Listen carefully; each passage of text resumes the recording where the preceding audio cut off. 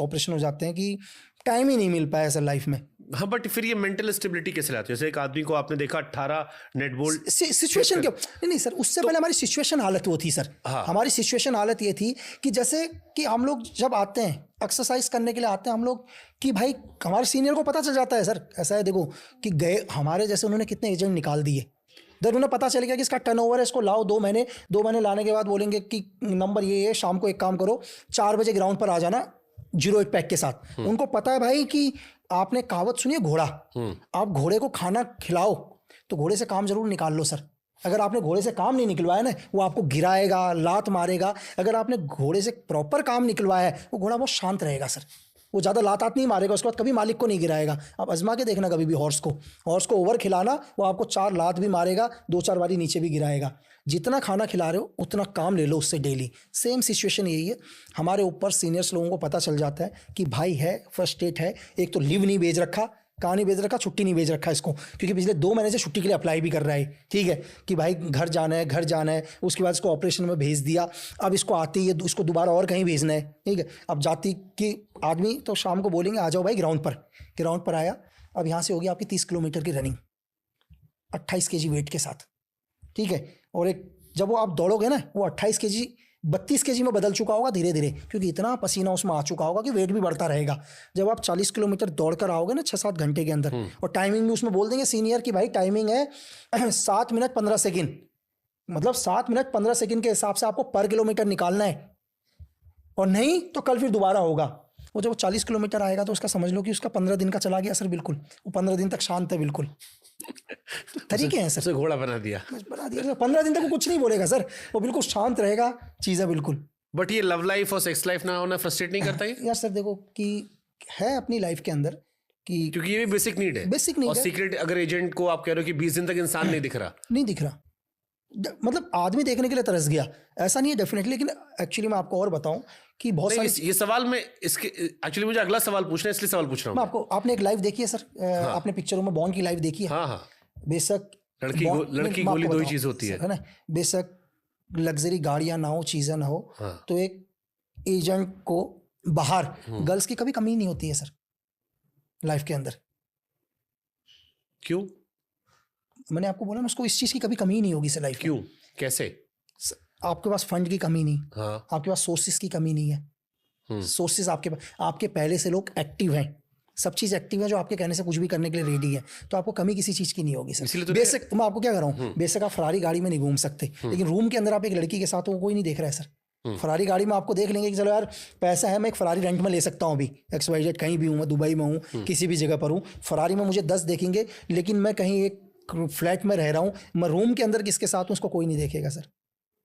तो यही रीजन तो नहीं कि सीक्रेट एजेंट्स के लिए सबसे बड़ा खतरा लड़कियां बन जाती हैं? हनी ट्रैप बहुत और ये बहुत ज्यादा होगा, क्योंकि सामने वाला भी समझ रहा है कि यही एक चीज है जो छुप कर सकता है, जो छुप के कर सकता है। पैसा तो खर्च कर नहीं सकता, पैसा खर्च नहीं कर सकता ना, वो पकड़ा जाएगा। सिर्फ एक ही चीज है कि कमरे में क्या हो रहा है, उसको किस कमरे में किसके साथ है, वो दुनिया में कोई नहीं देखेगा। तो एक एजेंट, और बहुत सारे केसेस भी हनी ट्रैप के, बहुत सर। यहाँ के IPS बताऊंगा आपको, शायद ऑपरेशन LTT के टाइम पर थे, एक सीनियर IPS जो RNW के लिए काम करते थे, बहुत सारी इंफॉर्मेशन थी उनके पास, ऑपरेशन को पूरा प्लान कर रहे थे हुई लंका के अंदर। एक CIA के एक एजेंट आई, पहले उनके साथ दोस्ती करी, गोरी लड़की देखकर आपको पता होगा लास्ट में जब RN के सर ने उस केस फाइल को लिया, देन पूरी सीक्रेट चीजें देकर गए, पूरे उनकी पूरी पिक्चर बना रखी थी उन्होंने, पूरी एक हिंदी पिक्चर बनाई थी पूरी की पूरी, जस्ट अभी कौन से होटल में बनाई थी, मैं नाम क्या बोलूँ, IPS सर की पूरी पिक्चर बनाई थी सर। आप सर्च मारोगे तो शायद आपको वो केस भी समझ में आएगा। देन ऐसा नहीं है कि उससे मिले, उसके साथ दूसरी एजेंट से और मिले, वो एक दूसरी एजेंट भी देकर गई उनको, एक एयर होस्टेस जो शायद एयर होस्टेस थी और उनसे मिलने के लिए आई, सर उनके साथ भी गए।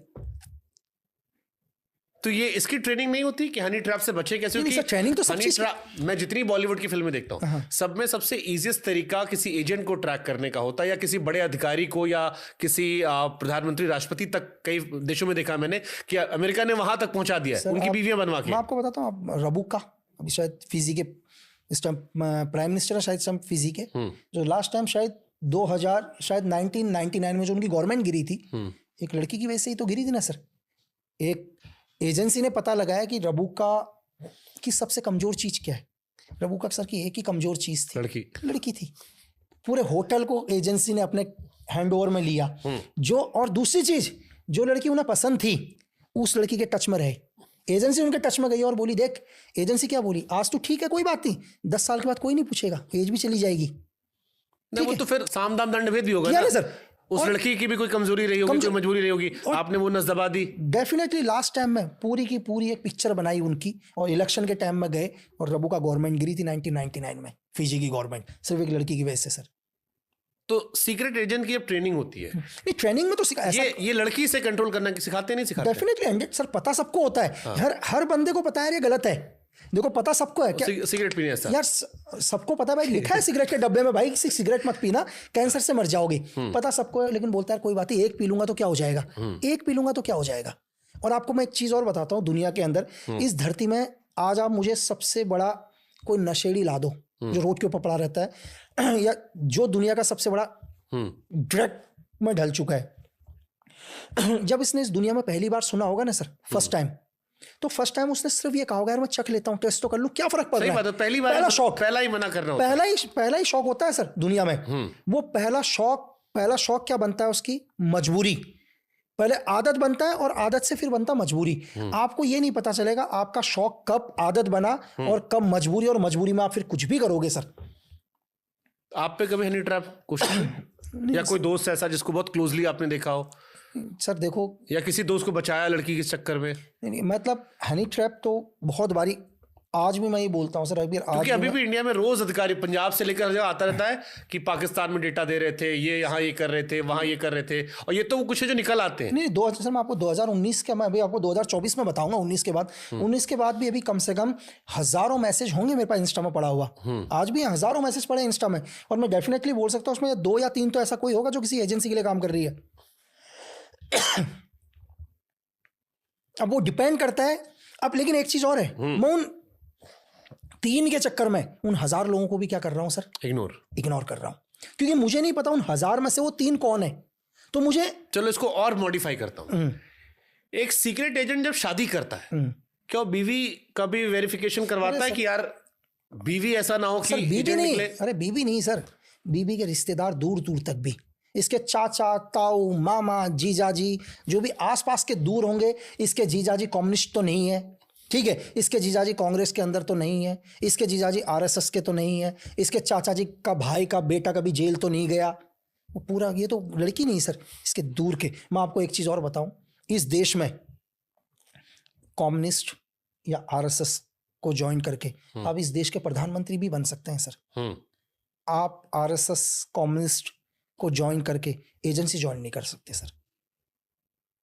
ओके, ये मैंने आपको बोल दिया ना, नियम है, नियम है सर। इस देश का आरएसएस ज्वाइन करने वाला इस देश की एजेंसी को ज्वाइन नहीं कर सकता, कम्युनिस्ट ज्वाइन करने वाला एजेंसी को ज्वाइन नहीं कर सकता सर।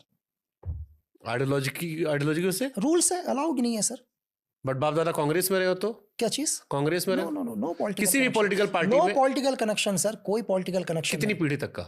लगभग विद इन, जैसे मैं हूं अभी प्रेजेंट टाइम में, मेरे जो इस टाइम जिंदा हैं, मतलब सपोज करो मेरे फादर के भाई, चाचा, ताऊ, कोई भी ऐसा रिलेशन नजदीक के आसपास नहीं लगना चाहिए जो किसी पॉलिटिकल कनेक्शन से टच में मिले, डायरेक्ट, ठीक है। तो अगर उसमें भी मेरा कोई पॉलिटिकल कनेक्शन निकलेगा, ये तो बहुत दूर की बात है सर, एजेंसी तो बहुत दूर की बात है। आप एसपीजी ज्वाइन नहीं कर सकते सर, आप एसपीजी की सिक्योरिटी में नहीं जा सकते अगर आपका कोई पॉलिटिकल कनेक्शन, तो एजेंसी तो बहुत दूर हो गया ना सर, वो तो सीक्रेट सर्विसेज हो गया। आप नॉर्मली अगर एसपीजी भी ज्वाइन करना चाहते हैं, आप डेपुटेशन आना चाहते हैं एज ए डेपुटेशन, आप तो ऑलरेडी देखो एसपीजी ज्वाइन करने के लिए आपको क्या, आप ऑलरेडी फोर्स में है ना सर, किसी भी पैरामिलिट्री फोर्सेस में आपको एसपीजी आना है। तब यहाँ गवर्नमेंट अलाउ नहीं कर रही है कि यार आपका कोई पॉलिटिकल कनेक्शन नहीं होना चाहिए करके, आपकी फैमिली का बैकग्राउंड का, आप एसपीजी ज्वाइन नहीं कर पाओगे, तो फिर सीक्रेट सर्विस के लिए तो बहुत डिफरेंट रूल है सर। मेरे को आप एक बात बताओ, हनी ट्रैप चलो आप हुए नहीं, बट कभी ऐसा हुआ कि किसी को आपने बाद में पता लगा हो कि आप या आपने अपनी आइडेंटिटी छुपाकर किसी को डेट किया हो? नहीं डेफिनेटली सर, मेरे को एक्चुअली क्या है, डेट तो किया होगा। नहीं डेट तो किया, लेकिन ऑपरेशंस के लिए भी किया और विदाउट ऑपरेशन भी किया। मतलब अगर मैंने विदाउट ऑपरेशन किया तो उसमें आप उसको हनी ट्रैप बोलोगे या आपको कोई अच्छा लगा तो आप बोल रहे हैं हनी ट्रैप, मतलब ऐसा हो सकता है कि लाइफ में आपको कभी कोई अच्छा भी लगा हो। तो मतलब मेरी नज़रों में एजेंसी में हनी ट्रैप वो है कि एक निजी फायदे के लिए। देखो अगर आज मैं आपको बोलूँ कि नॉर्मल एक लड़का है एक लड़की है, दोनों रिलेशन में जाते हैं, ठीक है, चाहे लड़का लड़की दोनों एक दूसरे को गिफ्ट भी देते हैं, फिर लास्ट में लड़की का ब्रेकअप हो जाता है, यहाँ तक कि लड़की ब्लॉक भी कर देती है। तो मेरे लिए भी एक हनी ट्रैप ही है ना सर। स्टार्टिंग में तो उसने दोस्ती करी, लेकिन उसका एक छोटा सा फायदा था, एक आईफोन था या कुछ भी। जब यही फायदा बड़े लेवल पर होता है, किसी स्टेट को बर्बाद करना हो या बहुत ही सीक्रेट इन्फॉर्मेशन लेके आना हो, वहाँ पर लड़की का मोटिव चेंज हो जाता है। तरीका तो सेम ही होता है, वो थोड़ी सी प्रोफेशनल होती हैं। ऐसा वो ट्रेनिंग लेके आई हैं जो नॉर्मल आम जिंदगी के अंदर जो कॉलेज वगैरह जो स्टूडेंट्स हैं, ये नॉर्मली है लाइफ के अंदर। तो बहुत सारे ऐसे मौके हैं लाइफ में कि देखो, मैं तो हनी ट्रैप नहीं हुआ, तभी मैं आपके सामने जिंदा बैठा हूँ, ठीक है। जो लोग हनी ट्रैप हुए हैं या तो वो जिंदा नहीं हनी रहे। ट्रैप किया है कभी इश्क मोहब्बत आशिकी में या काम के लिए? नहीं, काम के लिए भी किया। और मैंने आपको क्या बोला कि एक तो रियल में दोस्त रही मेरी, उसको मैंने कभी हनी ट्रैप नहीं किया, तो प्यार हो गया था। अब ब्रेकअप भी हो गया सर। तो खुलासा हो गया था क्या? तो खुलासा क्या होगा सर, एक्चुअली क्या हुआ, फिर एक दिन अखबारों के न्यूज़ में आया कि इस नॉर्थ का सबसे बड़ा गैंगस्टर हत्याएं कर रखी हैं। तो अगले के बाप ने बोला भाई तुझे यही इंसान मिला यार। और एक्चुअली क्या हुआ, एक दिन उसने मुझे पूछ लिया सर, नॉर्मली एक दिन उसने मुझे पूछ लिया यार तुम करते क्या हो। अब मुझे समझ में नहीं आया मैं इतनी जल्दी बोलूँ क्या, या तो मैं पहले से प्रिपेयर रहता कि यार इतनी जल्दी कौन पूछता है। दूसरे तीसरे दिन ही पूछ लिया क्या करते हो। वो सामने एयरटेल की दुकान थी जहाँ सिम वगैरह बिकते थे, तो मेरी नज़र दुकान में पड़ी। मैंने कहा मैं एयरटेल में जॉब करता हूँ। तो बोला ठीक है। अब जब भी मुझे वो कभी कॉल करे यार, मैं फ़ोन तो ना उठा पाऊँ, हमारे भी रूल्स हैं सर फ़ोन ना। अब वो कभी दिन में कॉल करे, मैंने कहा भाई मैं काम में था। रात को फ़ोन करे तो बोला मैं काम में था। तो अगली को मैंने एक डेढ़ साल तक तो ठीक था एयरटेल के नाम पे, मतलब। लेकिन एक चीज़ है कि एक डेढ़ साल तक कभी मैं पकड़ा भी नहीं गया और हर चीज़ को प्रूफ कर दिया कि सही हूँ अपनी जगह। लेकिन एक दिन डेढ़ साल के बाद सडनली मैंने आपको जैसे बोला कि सारे न्यूज़पेपरों में भरा आ गया कि ये लक्की बिस्सिस गैंगस्टर मर्डरर। तो बस उसके बाप ने यही बोल दिया भाई पूरी दुनिया में इतने लोग थे, यही मिला। वो दिन आखिरी दिन था सर। तो सीक्रेट एजेंट्स को रोना धोना होता है वैसे ही ब्रेकअप में? नहीं यार, तो ये तो पर्सनल लाइफ का है सर। हाँ वही, इसलिए वैसे नहीं वैसे तो नहीं सर। मतलब आपको मैं क्या बोल रहा हूँ कि एक ऑपरेशन था ऐसा, तो उसमें क्या है कि डेफिनेट चीज, मतलब सर उस चीज़ का मुझे मलाल भी है। अगर ज़िंदगी में मुझसे कोई पूछे, तो अगर लाइफ में कभी पूछे मेरे से, तो एक्चुअली क्या हुआ था, हमारे पास एक इन्फॉर्मेशन थी सर कि एक एरिया कमांडर है, और वो एरिया कमांडर की जो गर्लफ्रेंड है वो एक दुकान चलाती है आर्चिस गैलरी की। मतलब प्योर आर्चिस गैलरी नहीं बोलेंगे, लेकिन सर ग्रीटिंग कार्ड्स वगैरह बिकते हैं, सेम वैसी दुकान, टॉयज ग्रीटिंग कार्ड। अब मेनली क्या था, मुझे उस लड़की से दोस्ती करनी थी सर। मैं उसको एज ए वो नहीं बोलूँगा कि यार मुझे उससे प्यार करना था या मुझे उससे हनी ट्रैप, लेकिन ये भी एक हनी ट्रैप का है कि मुझे उसके क्लोज जाना था, उससे दोस्ती करनी थी। और धीरे धीरे सेम चीज़ की जो मुझे, हमारे पास लिस्ट पूरी होती है कि इसको क्या पसंद है क्या पसंद नहीं है। उससे पहले एक टीम पूरा वर्क कर चुकी होती है, इसका रूटीन क्या है, ये कितने बजे शॉप खोलती है, कितने बजे बंद करती है, तो सारा हमारे पास पहले से ही होता है। जब भी हम उससे मिलते हैं तो ये बिल्कुल एक नॉर्मल बनकर मिलते हैं कि इसको क्या पसंद है क्या नहीं है, इसको कौन सी स्वीट पसंद है, कौन सी चॉकलेट पसंद है। तो धीरे धीरे विद इन ज़्यादा टाइम भी नहीं लगा, तो विद इन 15-16 दिन के अंदर धीरे एक दोस्त बन गई मेरी। वो दोस्त बनने के बाद विद इन 1 महीने के अंदर एक क्लोज फ्रेंड भी मेरी बन गई। और धीरे धीरे मैंने ब्रेन वॉश कर लिया, क्योंकि मुझे एक्चुअली उसके बॉयफ्रेंड को सरेंडर करवाना था किसी भी कीमत पर। और हमारे को पता था कि यही एक ऐसी लड़की है जो अपने बॉयफ्रेंड को सरेंडर करवा सकती है। तो जहाँ तक हमने उसको मनाया, उसके दिमाग के अंदर एक जहन डाल दिया कि यहाँ पर बहुत जल्दी एक कंबाइन ऑपरेशन स्टार्ट होने वाला है, जिसको इंडियन आर्मी और म्यांमार आर्मी मिलकर करेंगे। और ये मैसेज धीरे धीरे अपने बॉयफ्रेंड तक भी पहुंचाती गई। जो हमारा मैसेज था, हमारे को पता था मैसेज जाएगा कहाँ। तो नॉर्मली उसने चीज़ें ये हुआ कि उसने यार ये बोला कि सबसे पहले मेरी आइडेंटिटी उसमें क्या थी, मैं ऑलरेडी एक जो शॉप है, हलवाई की दुकान है, मैं उसमें काम करता था नॉर्मली, मतलब अपना सेल्समैन का काम करता था। और मुझे मालूम था इस लड़की को जलेबी बहुत पसंद है, जलेबी। तो वहीं से हमारी दोस्ती स्टार्ट हुई। और डेफिनेटली हमने उसके दिमाग में ये भी डाल दिया, अगर कोई भी इंसान हमने इसको कभी ये जाहिर नहीं होने दिया कि हमें पता है कि तेरा बॉयफ्रेंड एरिया कमांडर है करके ग्रुप का। और हमने बोला अगर कोई भी सरेंडर करता है तो जो हमारे साहब लोग हैं या जो हैं, हम तो वहाँ काम करते हैं नॉर्मली एक शॉप पर, तो वो लोग अच्छी सुविधाएं देते हैं, एजुकेशन देते हैं, पढ़ने के लिए पूरी गवर्नमेंट का सपोर्ट होता है। तो उसने अपने बॉयफ्रेंड को प्रेशर डाल के अपने बॉयफ्रेंड को मनवाने में मजबूर हो गई कि तुम सरेंडर करो। एक लड़की का इतना प्रेशर होता है सर किसी के ऊपर कि जिस एरिया कमांडर को पूरी आर्मी नहीं पकड़ पा रही थी, कोई इंटेलिजेंस नहीं पकड़ पा रही थी, एक लड़की ने उसके दिमाग में डाल दिया तुझे सरेंडर करना है। और वो सरेंडर करने के लिए रेडी हो गया सर। बस हमारी किस्मत ख़राब रही, अब इसको किस्मत बोलो या क्या बोलो, कि जहाँ हमारी इंटेलिजेंस है, हम लोग हैं, उनके भी कहीं ना कहीं इन्फॉर्मर थे सर। और उनको ये पता चल गया कि ये जो एरिया कमांडर है हमारा, ये सरेंडर करने वाला है। ये कहाँ से इनपुट हुआ है आज तक मुझे 2024 में भी नहीं पता चल पाया कि ये इन्फॉर्मेशन उन तक कैसे गई। जब वो अपनी गर्लफ्रेंड से शॉप में मिलने आया और उसी के लोग आए शॉप के अंदर ही, सीधे उसकी गर्लफ्रेंड को शूट आउट किया पहले। एक इनोसेंट लड़की सर, इसका जीवन में कोई गलती नहीं, बहुत इनोसेंट सी लड़की। दो राउंड उसको शूट आउट किया और एक गोली मारी उसके बॉयफ्रेंड को। उसके बॉयफ्रेंड को यहाँ से गोली मारी और यहाँ से गोली निकली 9mm की, और वो मरा हुआ समझ के छोड़ गए। उसका बॉयफ्रेंड खड़ा हुआ सर, मरा नहीं वो गोली को पार होने के बाद भी यहाँ से, और कपड़ा डालने के बाद वो हम, क्योंकि हमारे से तो टच में था ही नहीं वो, मेरे से तो टच में थी उसकी गर्लफ्रेंड। और वो क्या हुआ, वो नज़दीकी वहीं पर राजपूताना राइफल थी, वो राजपूताना राइफल के कैंप में पहुंचा कैसे भी, और उसने उसी रात को अपने कैंप पर अटैक करवाया। और पहली बार एक साथ सर 67 AK-47 दुनिया भर का एम्युनिशन LMG एक साथ पकड़े गए सर। बट इस ऑपरेशन के अंदर वो इनोसेंट लड़की मारी गई सर।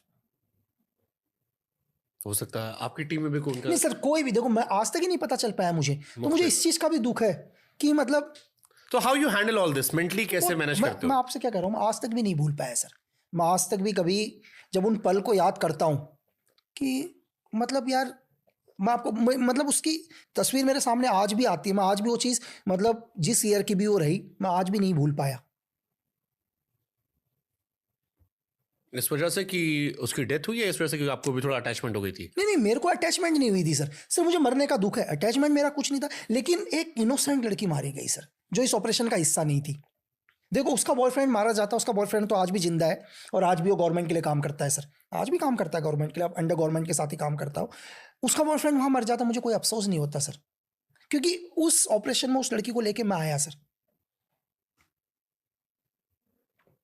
ऐसी कई कहानियां होंगी, बहुत है सर। स्नाइपर, हाँ, ये बहुत ही फैसिनेटिंग है, फिल्मों में दिखाते हैं, बड़ी सारी फिल्में बनी नेटफ्लिक्स पे, बहुत ही काम कूल। आप स्नाइपर भी रहे। फिर मेरे को स्नाइपर पे जाऊं मैं, उससे पहले मेरे मन में एक सवाल आता है कि स्नाइपर का जॉब बहुत मेंटली शांत वाला है, बहुत ज्यादा। उतना मेंटल पीस कैसे इंसान पाता है? क्योंकि स्नाइपर काम ऑब्जर्व करना है, खामोश रहना है, तिनके पैर, मुझे लगता है कि पत्ता भी गिरे शायद वो आपको सुनाई पड़े, दिखाई पड़े, हर एक चीज। ये मेंटल पीस कैसे स्नाइपर लाता है? सर ऑब्जर्वेशन, अगर आप कहने का मतलब, अगर स्नाइपर क्या है, अगर आप हिस्ट्री पर चले जाओ तो आप महाभारत के अंदर जितने भी वॉरियर थे, आप अर्जुन को बोल सकते हैं। बहुत सारे योद्धा रहे ना सर, चिड़िया की आंख सिर्फ अर्जुन को नजर आई थी सर। आज क्या है, इसको समझने के लिए आपको आर्मी, स्पेशल फोर्स और स्नाइपर तीनों को समझना पड़ेगा। आर्मी क्या है सर, आर्मी का मोटो क्या है? आर्मी का मोटो है एक गोली और एक दुश्मन। ये हमारी आर्मी का नहीं है, वर्ल्ड की हर आर्मी का मोटो है एक गोली और एक दुश्मन। वहीं पर आप एक स्नाइपर में चले जाते हो तो मोटो चेंज हो जाता है, एक गोली एक कमांडर, उसका दुश्मन ही एक कमांडर है सर। उसको नहीं है भीड़ से मतलब, उसको सिर्फ उस ब्रेन को मारना है। जो ब्रेन क्या है, ब्रेन खत्म तो सारा ऑपरेशन खत्म, सारी पावर खत्म करना। उसका मकसद ही नहीं है कि 100 लोगों को मारना, उसका मकसद अपने टारगेट को मारना। लेकिन सबसे बड़ी चीज की इस दुनिया के अंदर एक कहावत है सर कि एक अच्छा स्नाइपर बनना बहुत आसान है, बहुत इजी है, लेकिन एक अच्छा टारगेट मिलना दुनिया में बहुत मुश्किल है सर। अगर मैं भी आपको ट्रेन करूं तो हो सकता है मैं भी आपको 6 महीने साल भर के अंदर एक अच्छा स्नाइपर बना दूंगा। अगर आप बेस्ट नहीं बने, लेकिन स्नाइपर तो बन जाओगे अच्छे से। लेकिन इस चीज की कोई गारंटी नहीं है कि जीवन में कभी आप टारगेट को मार पाओगे, क्योंकि टारगेट आपको इतनी आसानी से नहीं मिलेगा सर। गोली चलाना आसान है, लेकिन क्या गोली के सामने दुश्मन आएगा, ये बहुत मुश्किल है। तो एक स्नाइपर का मेन चीज क्या है सर, दुश्मन को अपने रेंज पर लेकर आना, वो सबसे टफ है। कहना बहुत आसान है, हम अभी बैठे हुए हैं शायद 1-8 घंटे में एक पॉडकास्ट में हम 2-3 बारी ऐसे हो गए हैं सर। लेकिन एक स्नाइपर जब बैठता है ना सर, कहीं पर अपनी पोजीशन लेकर बैठता है, जिस जगह पर जो भी जमीनी हालात है, जो भी जमीनी बनावट है, कैमोफ्लेज कंसीलमेंट करके, वो 3-3 दिन तक उसके अंदर एक हिम्मत है सर कि 3 दिन तक वो एक ही जगह पर पोजीशन लेके बैठ सकता है। वो मूवमेंट नहीं करेगा सर, क्योंकि उसको पता है कि ये जो मौका होगा ये मेरा आखिरी मौका होगा सर। उसके बाद मेरा एनिमी कभी मेरे रेंज पर नहीं आएगा। अगर आज मैं चूक गया तो आपका एनिमी क्या हो जाएगा सर, अलर्ट हो जाएगा। अगर आज उसको नहीं मार पाए तो मुझे नहीं लगता भविष्य में उसको मार पाओगे। तो एक चीज एक ही जगह पर, इसकी ट्रेनिंग कैसे अलग होती है? डेफिनेटली, मतलब आपको मैं यही बता रहा हूँ कि हम लोग, एक छोटा सा ट्रेनिंग बताता हूँ। हम लोग पीठ पर जाते हैं, एक पीठ पर आपने चीटियां देखी है सर, जो चीटियां हल्की सी पीछे से फोल्ड होती है, रेड कलर की, हल्का सा उठा रहता है पीछे से, वहां लाखों चीटियां होती हैं। और हम लोग उसी पीठ पर लेट जाते हैं, अपने हल्का सा रुई डाल लेते हैं कानों में हल्का सा, ताकि अंदर ना जाए। और हम वहाँ पर घंटों लेटे रहते हैं, पूरी चीटियां वगैरह हमारे ऊपर से मूवमेंट करती है। हम अपनी बॉडी को मूवमेंट नहीं करते सर, क्योंकि अगर आपका हल्का सा भी बॉडी को मूवमेंट हो गया तो चींटी को पता चल जाता है कि ये कुछ मूवमेंट हुआ है, हल्के से भी हमारी सेल हिलती है और वो इतनी खतरनाक चींटी होती है, वो गर्दन को वहीं छोड़ देती है सर। आप उसको, हमारे साथ बहुत बार हुआ है, बहुत काटा। एक चींटी ने काटा है तो समझना भी 25-30 काट गई सर, क्योंकि एक ने काटा तो 25-30 ही काटेंगे, क्योंकि फिर आप हिलोगे। और वो मतलब जब आप पहली बार उस ट्रेनिंग के अंदर जाते हैं तो ये समझ लो कि पहले दिन जाने के बाद तो आपको कम से कम आप 6-7 दिन तक तो आप बिस्तर में ही रहोगे सर, क्योंकि आपको 50-60 चींटियां काटेंगी, बुखार उखार सब आ जाएगा आपको, क्योंकि एक चींटी काटेगी तो बॉडी तो आप दर्द सहन ही नहीं कर पाओगे। तो कितनी, लेकिन एक जब आप लास्ट दिन अपने रिजल्ट से निकलते हो ना सर, जब आप रिजल्ट से निकलते हो, आप 6 घंटे भी वहीं पड़े रहते हो सर, और 6 घंटे के अंदर भी आप वापस निकलते हो वैसा का वैसा। एक पहला दिन एक पेड़ की टहनी पर हम लोग बैठते हैं, एक नॉर्मल पेड़ की टहनी पर जब हम फर्स्ट दिन बैठते हैं तो हमारे से आधा घंटा भी नहीं बैठा जाता, क्योंकि हमारा ब्लड जाम हो जाता पूरा का पूरा। मैं सोफे में बैठा हूँ, मुझे कोई प्रॉब्लम नहीं है, लेकिन जब मैं एक लकड़ी की टहनी के ऊपर बैठूंगा हाइट पर, तो मेरा पूरा ब्लड जाम हो जाएगा। पहले दिन मेरे से 1 घंटा भी नहीं निकाला जाएगा सर। जब मैं ट्रेनिंग के लास्ट दिन 10 घंटे के बाद में वहाँ से निकलूंगा, तो step wise as a training, धीरे धीरे, कि एक मतलब कैसे एक स्नैपर बनने की जो वो है। मैंने आपको बोला कि एक स्नैपर क्या है सर, आज भी हम परमाणु हमने बना दिया 1999 में, परमाणु शक्ति हम आज भी स्नैपर हम नहीं बनाए हैं सर। आज भी हम स्नैपर हम रशिया का यूज़ करते हैं, मैंने तो रशिया का ही यूज़ किया, ड्रैगनो 7.65 mm। तो आज भी हम उस वेपन को नहीं बना पाते। तो आप ये सोचिए कि एक स्नैपर का जो टारगेट है वो दुनिया में बहुत यूनिक टारगेट होगा। आपने अगर कभी भी पिक्चरों में भी आपने सुना है, अभी इजराइल ने शायद एक किया था बड़ा दो सर, इजराइल ने तो मतलब अभी आपने उसने तो वो तो सर उसने जो इजराइल ने जो लास्ट शायद फकीर ज़्यादा जो उनके साइंटिस्ट थे, उन साइंटिस्ट को जो शूट आउट किया, वो तो विद इन 2000 किलोमीटर दूर से शूट आउट किया, वो तो एक रिमोटली तरीके से 2000 किलोमीटर का शूट। एक्चुअली क्या हुआ था सर, उन्होंने एक अपना गन लगा रखा था, वो एक सिस्टम कर रखा था उन्होंने ऑटो, उनका स्नैपर नहीं बैठा था उसमें, ये एक वो नहीं है स्नैपर बैठा हुआ, उन्होंने इनडायरेक्ट तरीके से फायर किया। गन पहले से साइड थी गाड़ी के अंदर, जो गन का ट्रिगर दबाया था वो इजराइल से दबाया था विद इन बहुत दूरी से। तो उसके लिए उन्होंने बहुत प्रैक्टिस करी थी उससे पहले कि जब गाड़ी आएगी, गाड़ी की स्पीड क्या होगा, गाड़ी उस ब्रेक करके ऊपर से जाएगी तो फकीर ज़्यादा की हाइट कितनी है, उनका हेड कहाँ पर, एक्यूरेट उन्होंने उस चीज़ को निकाला है। तो एक रिमोटली तरीके से उन्होंने फायर किया है। ये 2000 किलोमीटर से बटन कैसे दब सकती है सर? जब 2000 ऑटोमेटिक मतलब बिल्कुल दो ट्रिगर प्रेस किया है ना सर, हाँ, ट्रिगर पर सेट किया। आजकल कौन सी बड़ी बात है सर, 2000-5000 जब एक हज़ारों किलोमीटर दूर से जब ब्लास्ट हो सकता है, तो हज़ारों किलोमीटर दूर से आपको गन को ही तो ऑपरेट करना है। गोली 2000 किलोमीटर से नहीं चली है, गोली तो क्लोज रेंज से चली है, विद इन 15 मीटर 20 मीटर दूर से चली है, लेकिन गोली का जो ट्रिगर दबाया वो 2000 मीटर मतलब 2000 एक शॉट में चाहिए, एक शॉट में सिंगल, दूसरे का तो मौका ही नहीं मिलेगा ना सर। एक स्नैपर के लिए मैंने आपको क्या बोला सर, उसके अंदर क्या खासियत है, मतलब कि आपको दुनिया में कुछ भी हो, आपका ध्यान कोई ना भटका सके सर। आपको माइंड को शून्य में, पता है शून्य में लाना, मैं आपको बताता हूँ कि मैं बैठ गया, मुझे नहीं पता कि सिविल्स में उसको क्या बोलते हैं, अगर मैं बैठ गया शून्य में लाना, जब आप पहली बार कहीं पर बैठोगे, कहीं पर आप ध्यान को करोगे, तो फर्स्ट टाइम मुझे नहीं लगता कि आप 10 घंटे में भी 2 सेकंड के लिए भी माइंड को शून्य में ला पाओगे सर। शून्य में लाने का मतलब पूरी दुनिया को भूल जाना, ये बहुत टफ है माइंड को शून्य। आप पहले दिन बैठोगे 2-3 घंटे में फ्रस्ट्रेट हो जाओगे आप, अरे यार आ ही नहीं रहा, दिमाग के अंदर बहुत सारे ख्याल आएंगे। शून्य का मतलब है इस दिमाग को शून्य कर देना सर, जो आप सोच रहे हो, जो आपने सोचा है सिर्फ वही आपको नजर आना। लेकिन लास्ट दिन ऐसा होगा सर, जिस दिन आप ये समझ लो कि आप अपने 2 मिनट 5 मिनट भी आप अपने माइंड को शून्य में ला सकते हो, तो उस दिन आप दुनिया में कुछ भी कर सकते हो सर। आपका माइंड आपके पूरे कंट्रोल में है। लकी बिस्ट का नाम दुनिया के टॉप 200 स्नाइपर्स में आता है, जो हम लिस्ट देखते हैं, जो लिस्ट छप कर आती है।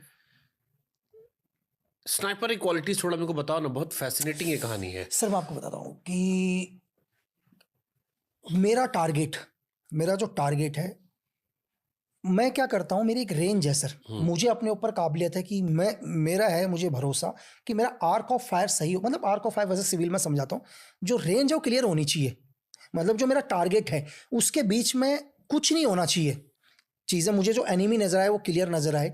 तो मुझे खुद पर भरोसा है कि मैं लगभग 1300 मीटर दूर से किसी भी आदमी का हेड शूट कर सकता हूँ या किसी भी एनिमी को मार सकता हूँ। 1 किलोमीटर से दूर, 1300 मीटर सर, 1 किलोमीटर से भी 300 मीटर हाँ, ज्यादा। 1 किलोमीटर दूर से आप किसी आदमी को ठोक सकते हो, हेड शूट कर सकते हैं, ठीक है। तो ऐसा नहीं है, इस चीज़ के लिए भी क्या होता है कि आदमी को लगेगा 1300 मीटर, एक्चुअली क्या है उसके ऊपर भी हमारी एक साइट होती है। जैसे मैं अगर ड्रैगनो के ऊपर मैं एक्सपर्ट हूँ, तो उस पर एक PSO-1 लगता है, पैसिव ऑब्स्टिकल 1 उसको बोलते हैं, तो उस पर भी पूरी एक्यूरेट है कि ऐसा नहीं है कि टारगेट आपको खड़ा हुआ मिलेगा। मेरा टारगेट मुझे कभी खड़ा हुआ नहीं मिलेगा सर, हो सकता है मेरा टारगेट गाड़ी के अंदर चल रहा हो, मेरा टारगेट पैदल चल रहा हो, लेकिन आपका टारगेट खड़ा थोड़ा ना मिलेगा। ये कोई फायरिंग रेंज का प्रैक्टिस थोड़ा है कि आप फिगर 11 आपने लगा रखा है सामने, आप यहाँ से फायर मार रहे हो, वहाँ आपका टारगेट भी चल रहा होगा, वहाँ एटमॉस्फेयर भी, वहाँ की एटमॉस्फेयर में कितनी नमी है, हवा कितने की स्पीड से चल रही है, उन सबको भी देखना है। पता चले कि हवा भी मतलब मेरे राइट से लेफ्ट की ओर जा रहा है, मेरा टारगेट भी राइट से लेफ्ट की ओर जा रहा है, हवा 5 किलोमीटर प्रति घंटे की स्पीड से है,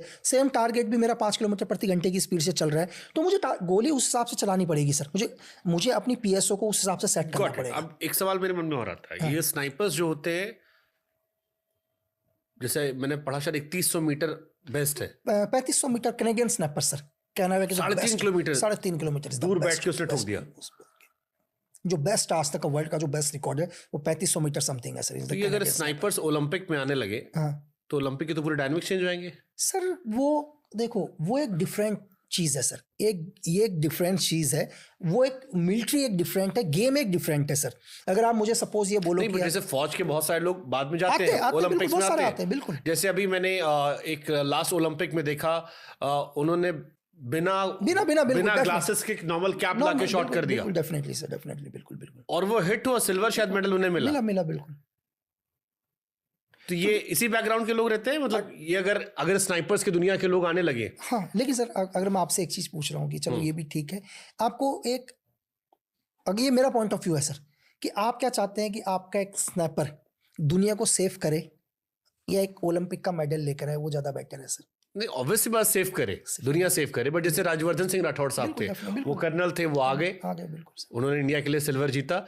मैं कह रहा हूँ जो हमारे ओलंपिक से पैरामीटर सेट है, बिल्कुल। बहुत मैं हाइपोथेटिकल सवाल पूछ रहा हूँ केवल, मैं ये नहीं कह रहा कि वो आ जाए। मैं कह रहा हूँ अगर ये स्नाइपर्स जिसने 3500 मारा या आप 1300 कह रहे हो कि इजी शॉट करता हूँ, ये तो ओलंपिक के अगर आ जाए तो डायनामिक चेंज कर देंगे पूरे। क्योंकि सर देखो क्या है, एक नए लड़के को ओलंपिक में जाने के लिए या कोई भी एक फायरिंग प्रैक्टिस करता है तो उसको 10 चीजें सीखनी पड़ती है कि यार आपका राइफल ये है, आपकी फोर्थ साइड टिप है, आपकी बैक साइड असेंबली है, ठीक है, आप यहाँ पर सिस्ट लो, यहाँ आपका टारगेट है 15 मीटर, 20 मीटर, 50 मीटर, वो तो पहले से एक्सपर्ट है ना सर। आप तो एक जिस जगह पर फायर कर रहे हो, मुझे ये भी नहीं पता कि ओलंपिक का मैंने आज तक कभी रेंज नहीं देखा, फायरिंग रेंज नहीं देखा, मुझे नहीं पता वहाँ हवा की स्पीड क्या होती है सर, क्या हवा की स्पीड होती है, क्या नमी होता है। लेकिन जब हम लोग ग्राउंड पर टारगेट करते हैं, वहाँ हमारा टारगेट भी रनिंग में होता है सर, हवा की स्पीड भी होती है। अगर टारगेट गाड़ी के अंदर चल रहा हो तो उसकी स्पीड अलग होगी, बहुत डिफरेंट। जो बेसिक चीज़ है, बेसिक से बहुत हाईली एक्सपर्ट चीज़ एक स्नैपर को ऑलरेडी पता है सर। कभी आज तक ट्राई नहीं किया, आपने एक चीज़ बोला, अगर मुझे लगता है कि अब कभी वो प्रैक्टिस पर आए तो उनके लिए बहुत ईजी होगा। देखो इतना मुश्किल नहीं होगा, जितना एक आम आदमी के लिए मुश्किल है उतना मुश्किल एक स्नैपर के लिए नहीं होगा वो फायरिंग प्रैक्टिस करना सर। ठीक है, जासूसी के मामले में सीक्रेट सर्विसेज में दुनिया की अगर टॉप 3 एजेंसी बतानी है सर, अगर मैं वर्ल्ड की टॉप की एजेंसी बताऊं इस दुनिया में, तो मैं रेटिंग में नहीं बताऊंगा, मैं सिर्फ आपको 4-5 वैसी एजेंसी बता रहा हूं। तो मैं बोलूंगा कि CIA, मोसाद, MSS अपनी चाइना, MI5 मोसाद, RNW, ठीक है, FSB जो पहले KGP का 1991 में टूटा वो, और आप ISI को भी ले सकते हैं सर, अगर मुझे 6 नंबर पर बोलने को मिले तो देन ISI भी। यानी पाकिस्तान की भी सीक्रेट सर्विस अच्छी हैं। अगर आप 6 नंबर पर मुझे बोले तो सर देखो, पाकिस्तान में आपको बोल रहा हूँ पावर, ऐसा नहीं है कि पाकिस्तान, देखो पाकिस्तान की मिलिट्री तो पावरफुल है ही ना सर, मिलिट्री तो कंट्रोल कर रही है। ISI को भी अगर 6 नंबर पर लेंगे तो इसमें कोई बुरा नहीं है। मैं कश्मीर गया था, मुझे वहां पर उन्होंने कहा कि करगिल जो प्लान किया था, पाकिस्तान के ऑफिसर्स का दिमाग अनमैचेबल था, हमारे जवानों की हिम्मत ने जिता दिया, बट उनके ऑफिसर्स, मुशर्रफ की प्लानिंग वाज अनमैचेबल।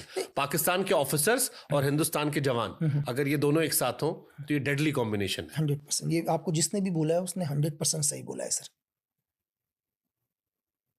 ये क्यों कहते हैं सर देखो, अगर ये मेरा पॉइंट ऑफ व्यू है, अगर आप मुझे कल एक फाइल पुटअप करने के लिए बोलो कि यार एक फाइल तैयार करो कारगिल वॉर के ऊपर, मेरे हिसाब से पॉइंट ऑफ व्यू, पाकिस्तान के पॉइंट ऑफ व्यू से, तो मैं बोलूंगा कि मुशर्रफ उस टाइम की गवर्नमेंट को, देखो उन्हें पहले से पता था 100%, पाकिस्तान को भी पता है कि यार वो इंडिया से नहीं जीत पाएगा कभी ये, लेकिन उससे वहाँ की गवर्नमेंट को ख़त्म करना था सर, खुद सत्ता पर आना था।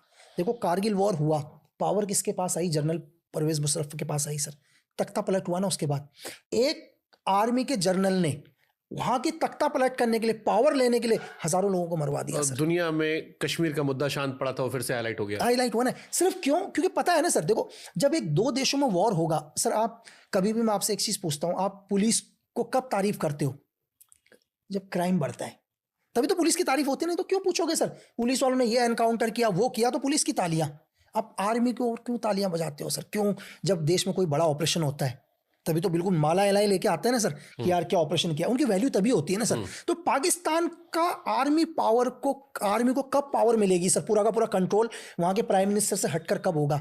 जब देश में कोई वॉर हो रहा होगा। सेम परवेज मुशर्रफ को पूरी पावर मिल गई सर और तख्ता पलट दे दिया उसने कि भाई कारगिल वॉर है करके। तो मैं ये कहूंगा, मेरा कहना यह है कि एक तानाशाह ने खुद पावर में आने के लिए पूरे पाकिस्तान को आग में झोंक दिया सर, हजारों लोगों को मरवा दिया।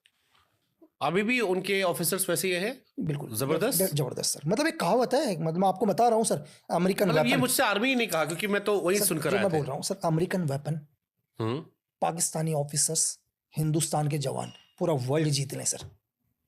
आज भी मैं नहीं मानता कि अमेरिकन वेपन से बड़े कोई वेपन होंगे सर। अगर ये तीन चीजें मिल जाएं तो पूरे वर्ल्ड को जीता जा सकता है। गहरी लाइन कही आपने। बस ये तीन चीजें किसी के हाथ आ जाए। जबरदस्त। इजराइल का बड़ा नाम आसा मोसाद का फिल्मों में हमने बड़ा देखा है। छोटा देश, बड़े ऑपरेशंस, जिगरे वाली, कोई बच नहीं सकता। ईरान को बिल्कुल तबाह करके रखा है इस टाइम। आपने शायद ट्रेनिंग वहीं से ली थी? बिल्कुल इजराइल से। हाँ, इसी पर कुछ बहुत सारे लोगों ने क्वेश्चन, मैंने एक बार मेरी बात भी, इनफैक्ट एक और किस्सा भी घटना हुई थी, मोबाइल फटने लगे थे अभी रिसेंटली।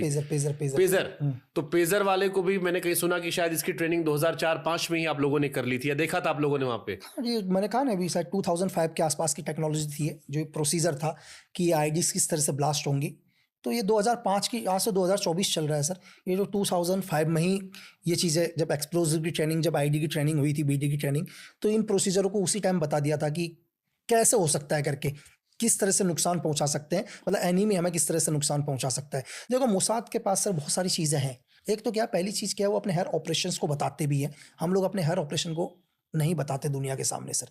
पहली चीज़ है, ठीक है, उनके पास बताने से क्या फ़र्क पड़ता है सर? आप इंस्पिरेशन, आप पूरी दुनिया को ये भी बताएंगे सर कि यार हम 30-30 साल तक ऑपरेशन करते हैं करके, ठीक है, हर ऑपरेशन थंडरबोल्ट करते हैं। अगर आप हमारे प्लेन को हाईजैक करोगे तो हम बिल्कुल रडार के नीचे प्लेन लेके आएंगे और अपने लोगों को छुड़ा के लेके चले जाएंगे करके, ठीक है। हमने ऑपरेशन किया, ठीक है, हमने 30 साल तक आपने हमारे फुटबॉल प्लेयर्स को मारा, हमने 30 साल तक पूरी दुनिया के अंदर ऑपरेशन किया, हमने अपने एनिमी को लास्ट तक किल किया। आप बोल रहे हो कि हमास ने हमारे मतलब एंटर होने की कोशिश करी हमारे देश के अंदर, हमारे लोगों को नुकसान किया, हमने पूरा हमास और हिजबुल्लाह खत्म कर दिया। बनाया भी तो उन्होंने था ना। लेकिन मैं आपसे एक चीज पूछ रहा हूँ सर, एक क्वेश्चन मेरे दिमाग में है। मैंने अपने ही दोस्त से पूछा, इजराइल के ही अपने दोस्त से एक बार पूछा कि यार मुझे एक चीज बता, अभी जस्ट इसी की बात है, जब इजराइल के अंदर जो इंसिडेंट हुआ था, जो हमास लोग एंटर हुए थे, यार मैंने कहा यार कि भाई बेस्ट हो आप लोग, तुम कहते हो, तो पहले भी बोलता था कि हम बेस्ट हैं, सारा डाटा हमारे पास है दुनिया का, है ना। बोला देखा क्या कहते हैं, यूक्रेन वॉर चल रहा है, यूएस प्रेसिडेंट यूक्रेन में नहीं गए, इजराइल की धरती में आ गए, तुम ये कह रहे हो तो। लेकिन यार तुम्हारे पास इतनी गहरी इंफॉर्मेशन थी, या तुम्हें ये कैसे नहीं पता चला कि हमास तुम्हारे देश के अंदर एंटर होने वाला है? तुमने कैसे उस बॉर्डर को खाली कर रखा जहां तुम अपने एक इंच भर चीज भी नहीं खाली करते हो? मैंने सिर्फ क्वेश्चन किया यार, मैंने कहा कहीं ऐसा तो नहीं था कि तुम चाहते थे कि तुम्हारे अंदर एंटर हो ताकि तुम ऐसा काउंटर दो कि सबको खत्म कर दो? But that's Israel. नहीं तो मैं, हाँ यही मैं कह रहा हूँ ना सर, यही तो इजराइल है।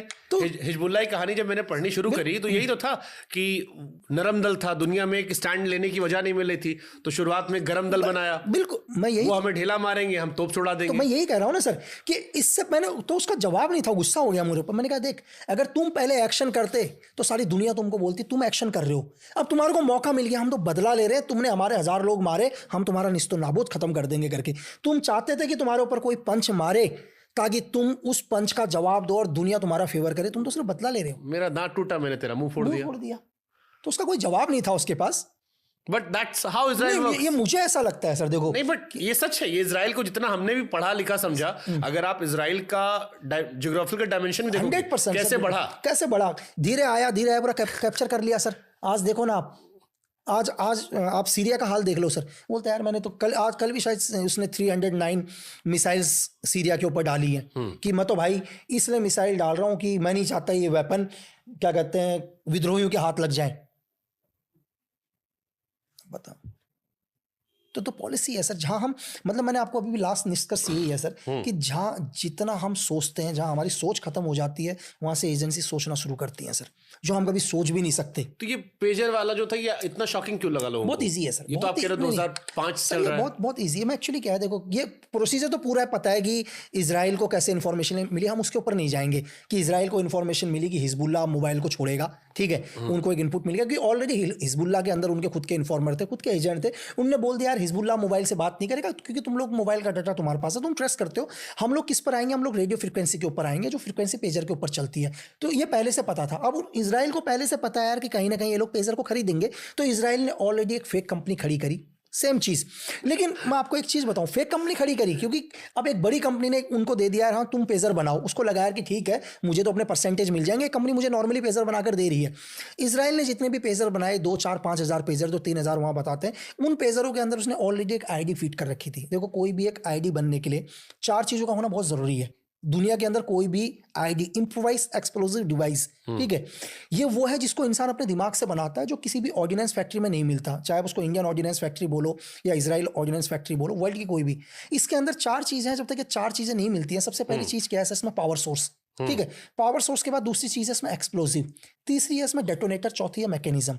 जब ये 4 चीज मिलती हैं दुनिया में, तभी क्या बनता है, एक आईडी बनती है। तो नॉर्मल, लेकिन इन एक्सप्लोसिव, इजराइल के लिए एक्सप्लोसिव मिलाना कौन सी बड़ी बात है सर, उन्होंने ASA कंपाउंड उसमें डाल रखा था, ठीक है, एक एक्सप्लोजिव उसमें डाल दिया, और उसमें क्या है, पावर सोर्स। पावर सोर्स उसको पता है कि यार ये पेजर मुझे कब ब्लास्ट करने हैं। देखो पावर सोर्स दुनिया में 2 ही चीज़ों से मिलेंगी, या पावर सोर्स नेचुरल हमारे को आग से मिलेगी, या कोई भी फ्लेम से मिलेगी, या दूसरी इलेक्ट्रिक से मिलेगी। तो पेजर के अंदर इलेक्ट्रिक आप हमेशा चार्ज करोगे। तो इजराइल को 2 चीज़ें भी पता थी, एक्सप्लोजिव में डाल चुका हूँ, पावर सोर्स हमेशा हिजबुल्लाह देता रहेगा, क्योंकि पेजर बैटरी डाउन होगी तो हिजबुल्लाह उसको चार्ज में लगाएगा ही। तो पावर सोर्स तो उनको ऑलरेडी मिल रहा है, क्योंकि अगर सपोज करो हम लोग किसी भी आईडी को बनाते हैं, अगर उसमें हम लोग सेल भी प्लान करते हैं कि अगर एक कोई भी आईडी को ब्लास्ट करने के लिए मुझे 1.5 वोल्ट की जरूरत पड़ती है और 1.6 एम्पियर की जरूरत पड़ती है एक डेटोनेटर को ब्लास्ट करने के लिए, जब तक ये 2 चीजें मेरे पास नहीं होंगी, जब तक डेटोनेटर ब्लास्ट नहीं होगा इन 2 चीजों में। तो उनको पता है कि पावर सोर्स तो ऑलरेडी ये दे रहा है, 2 चीजें हो गई। तीसरा क्या है उसके अंदर, मैकेनिज्म, किस तरह से ब्लास्ट करना है। अब ये डिसाइड करेगा कौन, जिसने भी ये पेजर को बनाया। मैं नहीं बोलता कि चलो मुसाद ने ही बनाया है, क्योंकि मुसाद आज तक नहीं बोलता है मैंने किया है, तो मैं भी बोलता हूं चलो तुमने नहीं किया। दुनिया में जिसने भी किया है, पावर सोर्स उनको मिल गया सर, ठीक है, एक्सप्लोसिव उनको मिल गया, मैकेनिज्म जो स्विच है, उन्होंने क्या किया ये मैं आपको एक बहुत ईजी तरीके से समझाता हूं। आप हो पावर सोर्स, आपने मुझे क्या दे दिया सर, पावर दे दिया, लेकिन वो पावर कहां मिलना चाहिए, डेटोनेटर तक मिलना चाहिए, डेटोनेटर तक पावर जाना चाहिए। तो बीच में एक स्विच है, ध्यान रखना, वो स्विच भी उसी आदमी ने बनाया है। पावर कंटिन्यू मिल रहा है, लेकिन मैं आपके बगल में डेटोनेटर हूं, ये पावर है समझ लो, ये स्विच है। आप हो पावर, कंटिन्यू इलेक्ट्रिक दे रहे हो, मैं कौन हूं, डेटोनेटर। मेरे बगल में एक बंदा है, ये गमला, ये क्या है, ये है एक्सप्लोसिव। डेटोनेटर कंटिन्यू उसके साथ जुड़ा हुआ है, एक्सप्लोसिव के साथ, लेकिन एक चीज रोक रखा है स्विच ने, वो पावर यहां तक नहीं आने दे रहा है। अब जिस आदमी ने भी उस पेजर को बनाया है, उसने उस स्विच के अंदर एक कोड डाला है। वो कोड कुछ भी हो सकता है, कोड हो सकता है शुभांकर सर और लक्की बिस्ट, कि जब तक ये दोनों नाम नहीं जुड़ेंगे तो ये इलेक्ट्रिक को आगे मत देना। ये तो दुनिया में जिसने बनाया उसी को पता ना सर कोड क्या है। तो अब उसको ये लगा कि दुनिया में आज इस कोड को मुझे रिलीज कर देना चाहिए कभी भी। उसने वहां से अपने सिस्टम से क्या किया, एक मैसेज दिया, शुभांकर प्लस लक्की बिस्ट। इस स्विच ने उस दिन आपको आजाद कर दिया सर, और वो आपकी पावर सोर्स डेटोनेटर को मिली, और डेटोनेटर ने एक्सप्लोसिव को दी, एक्सप्लोसिव ब्लास्ट हो गया सर। तो इतने कोई महाभारत नहीं, बहुत इजी चीज है। खराब की हुआ क्या, खत्म, एक साथ 3000 ब्लास्ट सर, जिसके बाद जो भी उसके रेंज में था मारा गया। और ये मैं आपको बता रहा हूँ, ये जो मैंने आपको टेक्नोलॉजी समझाई है सर, ये 2005 या 6 की टेक्नोलॉजी है, 4-5 की। आज 2024 चल रहा, आप सोच भी नहीं सकते हो कि टेररिज्म का लेवल किस लेवल पर हो गया। तो बहुत सारे लोगों का आया उसके बाद कि यार हम लोग मोबाइल को दूर रख देंगे, हम लोग तो ये यूज़ नहीं करेंगे, हम धमाके से बच जाएंगे। तो मैं ये बोल रहा हूँ कि आप जीवन के अंदर सर ना तो कभी इलेक्ट्रिक से दूर रह सकते हैं, ना सूरज की रोशनी से दूर रह सकते हैं। अगर आप इन 2 चीज़ों को त्याग कर सकते हैं तो एक्सप्लोसिव आप तक नहीं पहुंचेगा। नहीं तो आप इस गलत फहमी में हैं कि आप इन चीज़ों से बचे हुए। इलेक्ट्रिक और सनलाइट कैसे, मतलब थोड़ा इसको डिफाइन करो। नहीं इलेक्ट्रिक, अभी ये जो पावर सोर्स मिली है किससे मिली सर, इलेक्ट्रिक से मिली ना सर। तो इसका मतलब इलेक्ट्रिक तो आप, मैं कहता हूँ चलो मैं इलेक्ट्रिक भी यूज़ नहीं करूँगा, आप सूरज की रोशनी में भी नहीं आओगे कभी। मैं तो एक्टिवेट ही सूरज की रोशनी के साथ कर दूंगा मेरे स्विच को, कि जब भी आप सूरज की रोशनी में आओगे मेरा स्विच एक्टिवेट हो जाएगा सर, फट जाएगा। तो आप सूरज की रोशनी को, आप सूरज की रोशनी में भी नहीं आते, मतलब चलो छोड़ो यार, ये आदमी तो सूरज की रोशनी में भी नहीं आएगा। आप कभी भी टेम्परेचर, आप इस दुनिया के क्लाइमेट को तो नहीं बदल सकते ना सर। मैं बोल दूंगा कोई बात नहीं भाई, 21 डिग्री पर सेट कर देता हूँ अपने स्विच को, कि जब भी 21 डिग्री के टेम्परेचर पर आप आओगे सर्दियों में, मेरा स्विच ब्लास्ट हो जाएगा। बचोगे कैसे सर? इंसान का दिमाग है, इस दुनिया के अंदर 700 करोड़ के लगभग जनसंख्या है जितनी भी। मैं अगर मेरे से ये कोई पूछे कि लक्की बिस्ट दुनिया में कितने तरह के बॉम्ब या आइडियाज हो सकते हैं, मैं बोल दूंगा धरती में जितने तरह का दिमाग है उतने तरह का हो सकते हैं। अगर आप एक इंजीनियर कोई बंदा है, क्या आप ये डिफाइन कर सकते हैं कि दुनिया में इसी तरह की इमारत बनेगी? नहीं, कोई बोल ही नहीं सकता, है ना सर? वैसी आइडिया है सर। तो दुनिया के अंदर जहां आपकी सोच खत्म हो जाएगी, उस सोच के परे भी इससे एक चीज मुझे और समझ में आती है कि कोई भी चीज जो खैरात में मिल रही है उसके पीछे भी एक प्लानिंग है। डेफिनेटली 100% कुछ ना कुछ। सस्ता मिला, प्लानिंग थी। कल को कोई आपको सस्ता सिम दे रहा है, वो डेटा हो सकता है। मैंने आपको क्या बोला कि आप सोच नहीं सकते हो एक एजेंसी कितने टाइम तक प्लानिंग करती है। ये प्लानिंग उन्होंने कल नहीं करी सर, ये प्लानिंग कब से उनकी स्टार्ट हो गई, और उन्होंने अभी ब्लास्ट किया। हो सकता है ब्लास्ट 2 साल के बाद भी करते, जिसने किया वो तो उसके हाथ में कंट्रोल था ना सर। उसको लगा कि यार अब कर देना चाहिए। रॉ का सबसे सक्सेसफुल ऑपरेशन कौन सा है सर? देखो ऑपरेशंस तो बहुत सारे RNW में, सबसे बड़ा जिसपे रॉ को बड़ा गुरूर हो, फक्र हो कि यार ये हमने किया कुछ। सर अगर आप 99 परमाणु परीक्षण देखो, वो भी एक सक्सेस ऑपरेशन है सर। इस देश को, दुनिया की इतनी बड़ी CIA जो 24/7 और हम पर नजर रख रही थी, ठीक है, वो इस ऑपरेशन को नहीं रोक पाई सर। अगर आप ऑपरेशन सियाचिन का देखो, जहां पाक हमारी सियाचिन को पूरा का पूरा कवर करने वाला था। ये अगेन इंफॉर्मेशन कितनी इंपॉर्टेंस रखती है सर? दुनिया, इस धरती के अंदर अगर मेरे से आप पूछो तो मेरे लिए इस दुनिया की सबसे महंगी चीज इंफॉर्मेशन है। इंफॉर्मेशन से महंगी चीज दुनिया में कुछ है ही नहीं है सर। क्योंकि 2 घटनाएं मेरे बार बार चलती है मुझे। एक हम ऑफ द रिकॉर्ड बात कर रहे थे लादेन को लेकर, और दूसरा सियाचिन को लेकर। इंफॉर्मेशन कई बार होना भी फायदेमंद होता है, कई बार ना होना भी। मैं आपको क्या बोल रहा हूँ सर कि हमारे को एक ही चीज सिखाया है कि मैं हमेशा एक चीज बोलता हूँ, मेरे पास कभी भी कोई इन्फॉर्मेशन आती है तो मैं बोलता हूँ कहीं डबल एजेंट तो नहीं है सर, कहीं ऐसा तो नहीं कि इन्फॉर्मेशन मेरे तक पहुंचा रहा हो। ये बड़ी चीज और है कि इस दुनिया में, मैंने आपको क्या बोला कि ऑपरेशन तुरखम जो था, वो सारी की सारी इन्फॉर्मेशन हम तक पहुंचाई गई थी। इन्फॉर्मेशन हमें नहीं मिली, वो सारी इन्फॉर्मेशन हम तक पहुंचाई गई थी। कई बार क्या होता है, आपको लगता है कि आपको इन्फॉर्मेशन मिल रही है, और आपको क्या होगा कि किसी और ने आपको इन्फॉर्मेशन जानबूझ के दी है कि उसका रिएक्शन आप करो। फॉर एग्जांपल, कल मुझे पता है, कल लोग बोल देते हैं यार शेयर मार्केट में ये मार्केट ऊपर जाएगा। मेरे जैसे भाई लोग अपना पूरा पैसा लगा दिया जीवन का कि पक्की खबर है भाई कल मार्केट ऊपर जाएगा, और पता चल गया बर्बादी हो गया। तो मैं यहाँ कर रहा हूँ कि आपको चाहे दुनिया में इन्फॉर्मेशन ना मिले, लेकिन गलत ना मिले यार सर। इन्फॉर्मेशन आपको ताकतवर और कमजोर दोनों बनाती है। गलत इन्फॉर्मेशन तो आपको बर्बादी कर देगी सर। चलो मेरे पास कोई इन्फॉर्मेशन नहीं है, मैं न्यूट्रल तो हूं, मैं कुछ तो नहीं कर रहा हूं, लेकिन गलत इन्फॉर्मेशन उससे ज्यादा डेंजर है, उसका रिएक्शन उल्टा हो जाएगा ना गलत इन्फॉर्मेशन का, वो ज्यादा खतरनाक है। तो हमेशा ध्यान रखो कि फॉल्स इन्फॉर्मेशन और फॉल्स ऑपरेशन से हमेशा बचो। आजकल फॉल्स ऑपरेशन बहुत चला रहा है पाकिस्तान। बट इन्फॉर्मेशन में स्मार्ट, जैसे हम सियाचिन में थे, बिल्कुल बिल्कुल हमने ट्रैक कर लिया यार, ट्रैक कर लिया सर। मतलब लगा कि यार ठंडी कपड़े क्यों बनवा रहे हो भाई, 50,000 सूस के आप ऑर्डर दे रहे हो, आपके पाकिस्तान में ऐसा कौन सा भाई -50 डिग्री टेम्परेचर पर आपको जाना है एकदम से, तब पता चला यार पाकिस्तान की नज़र कहाँ है। तो हमारी एजेंसी ने कितना स्मार्टली काम किया कि उनको ऑर्डर्स को डिले करवाया, ठीक है, कैसे भी करके वहाँ दोस्ती करवाई, जो भी कंपनी इसका ऑर्डर ले रही थी उनको डिले करवाया, सही टाइम पर पाकिस्तान को नहीं पहुँचने दिया, और उससे जल्दी हमने वहाँ ठोका, उन्हीं कपड़े निकाल के हम आराम से बैठे होंगे। आज भी हमारे कंट्रोल में है सर। वही ऑर्डर लेके हम बैठे होंगे। पूरी कोशिश करी सर कि सिक्किम कभी इस देश में ना आ पाए, ठीक है।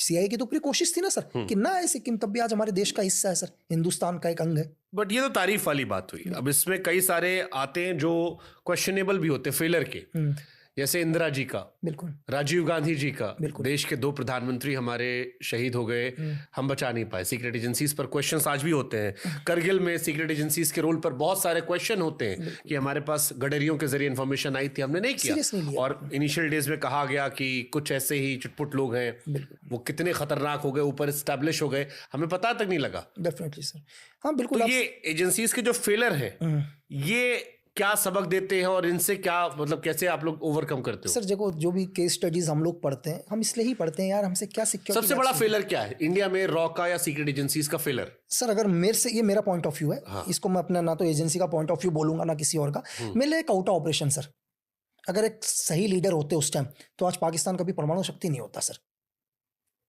अगर मैं ये बोल रहा हूँ कि उस टाइम अगर मुरारजी देसाई के अलावा इस देश में कोई दूसरा लीडर होता तो आज भी पाकिस्तान जो आज इतने इंसिडेंट देख रहे हैं ना सर, हर रोज शहीद होते हैं, ये कभी नहीं होना था सर, क्योंकि एक पावरफुल लीडर नहीं था। कितनी मेहनत करी हमारी एजेंसी ने सर कि यहाँ तक कि ऑपरेशन कहूटा में ब्लूप्रिंट लाने के लिए रेडी हो गए सर। हमने ये पता लगा लिया है कि यार कौन सी जगह पर एक न्यूक्लियर प्रोग्राम चल रहा है, हम उस प्रोग्राम को रोक सकते थे। और कितनी ज़्यादा महज कितनी अमाउंट थी, सिर्फ $10,000, एक $10,000 की मांग करी थी उस टाइम के तत्कालीन प्रधानमंत्री से। चलो उन्होंने पैसा नहीं दिया, उन्होंने सारी इन्फॉर्मेशन ज़ियाउल हक को भी शेयर कर दी एक फ़ोन कॉल में कि यार तुम भाई अपने देश में क्या कर रहे हो, हमें सब पता है, तुम तो परमाणु शक्ति बन रहे हो करके। और रातों रात आपको ये पता है कि सर हमारी पूरी की पूरी एजेंसी खत्म हो गई वहाँ पर। एक ही रात में इतने लोग शहीद करे आईएसआई ने। आज तक भी कोई रिकॉर्ड नहीं है कि एक रात में 24 घंटे में आईएसआई ने हमारे कितने एजेंटों को ढूंढ ढूंढ के मारा सर, एक फ़ोन कॉल की वजह से।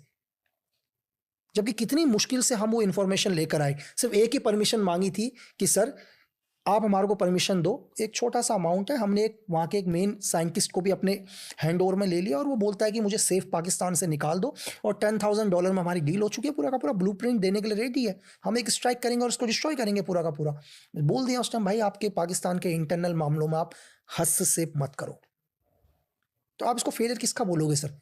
मैं इसको इंटेलिजेंस का फेलियर नहीं बोलूंगा, मैं बोलूंगा एक लीडर का फेलियर सर, कि एक लीडर ने हमारे को ऑपरेशन करने के लिए मतलब गो हेड नहीं किया।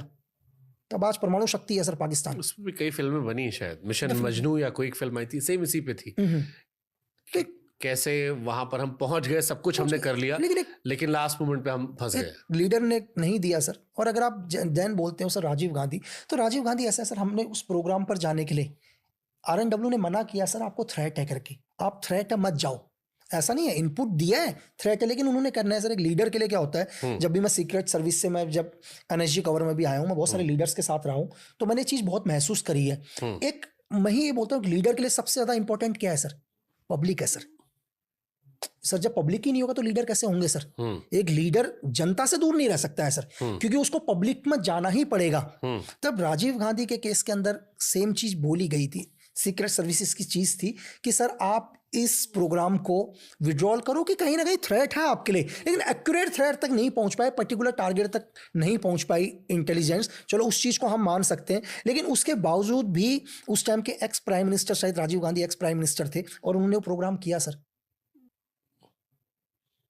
और आप सेम अभी जैसे 26/11 का भी बोलो, बहुत सारे लोग आवाज उठाते हैं सीक्रेट सर्विस, तो ऐसा नहीं है सर। ऐसा मुंबई कि महाराष्ट्र गवर्नमेंट को भी बोला कि कुछ ना कुछ थ्रेट होने वाला है, यहाँ तक कि कोस्ट गार्ड को भी बोला गया था इंटेलिजेंस ने कि कुछ ना कुछ थ्रेट आने वाला है ना, कुछ ना कुछ बड़ा होने वाला है। वितिन बताया था 6 महीने कि कुछ ना कुछ बड़ा होने वाला है करके। अब लेकिन सर पर्टिकुलर ऐसा भगवान तो देखो सर, एजेंट भी भगवान नहीं है सर कि यार कितने आएंगे, क्योंकि लोग सामने वाले भी वर्क कर रहे हैं सर। इंदिरा गांधी के केस में भी माननीय इंदिरा गांधी जी को बोला गया था कि आप अपनी सिक्योरिटी को चेंज करो करके, ऐसा मैसेजिंग के लिए नहीं किया उन्होंने सर। देखो मैंने आपको बोला भगवान नहीं है, गॉड नहीं है सर। मुझे अगर मेरे पास एक इनपुट क्या आएगा सर, मेरे पास कल एक इनपुट आएगा कि सर कुछ ना कुछ होने वाला है कश्मीर में, मेरा सोर्स मुझे क्या बोलेगा कि सर कश्मीर में अलर्ट हो जाओ, कुछ ना कुछ आने वाला है। मेरा सोर्स भगवान नहीं है सर, वो एक नाम वहाँ के चीफ ऑफ आर्मी।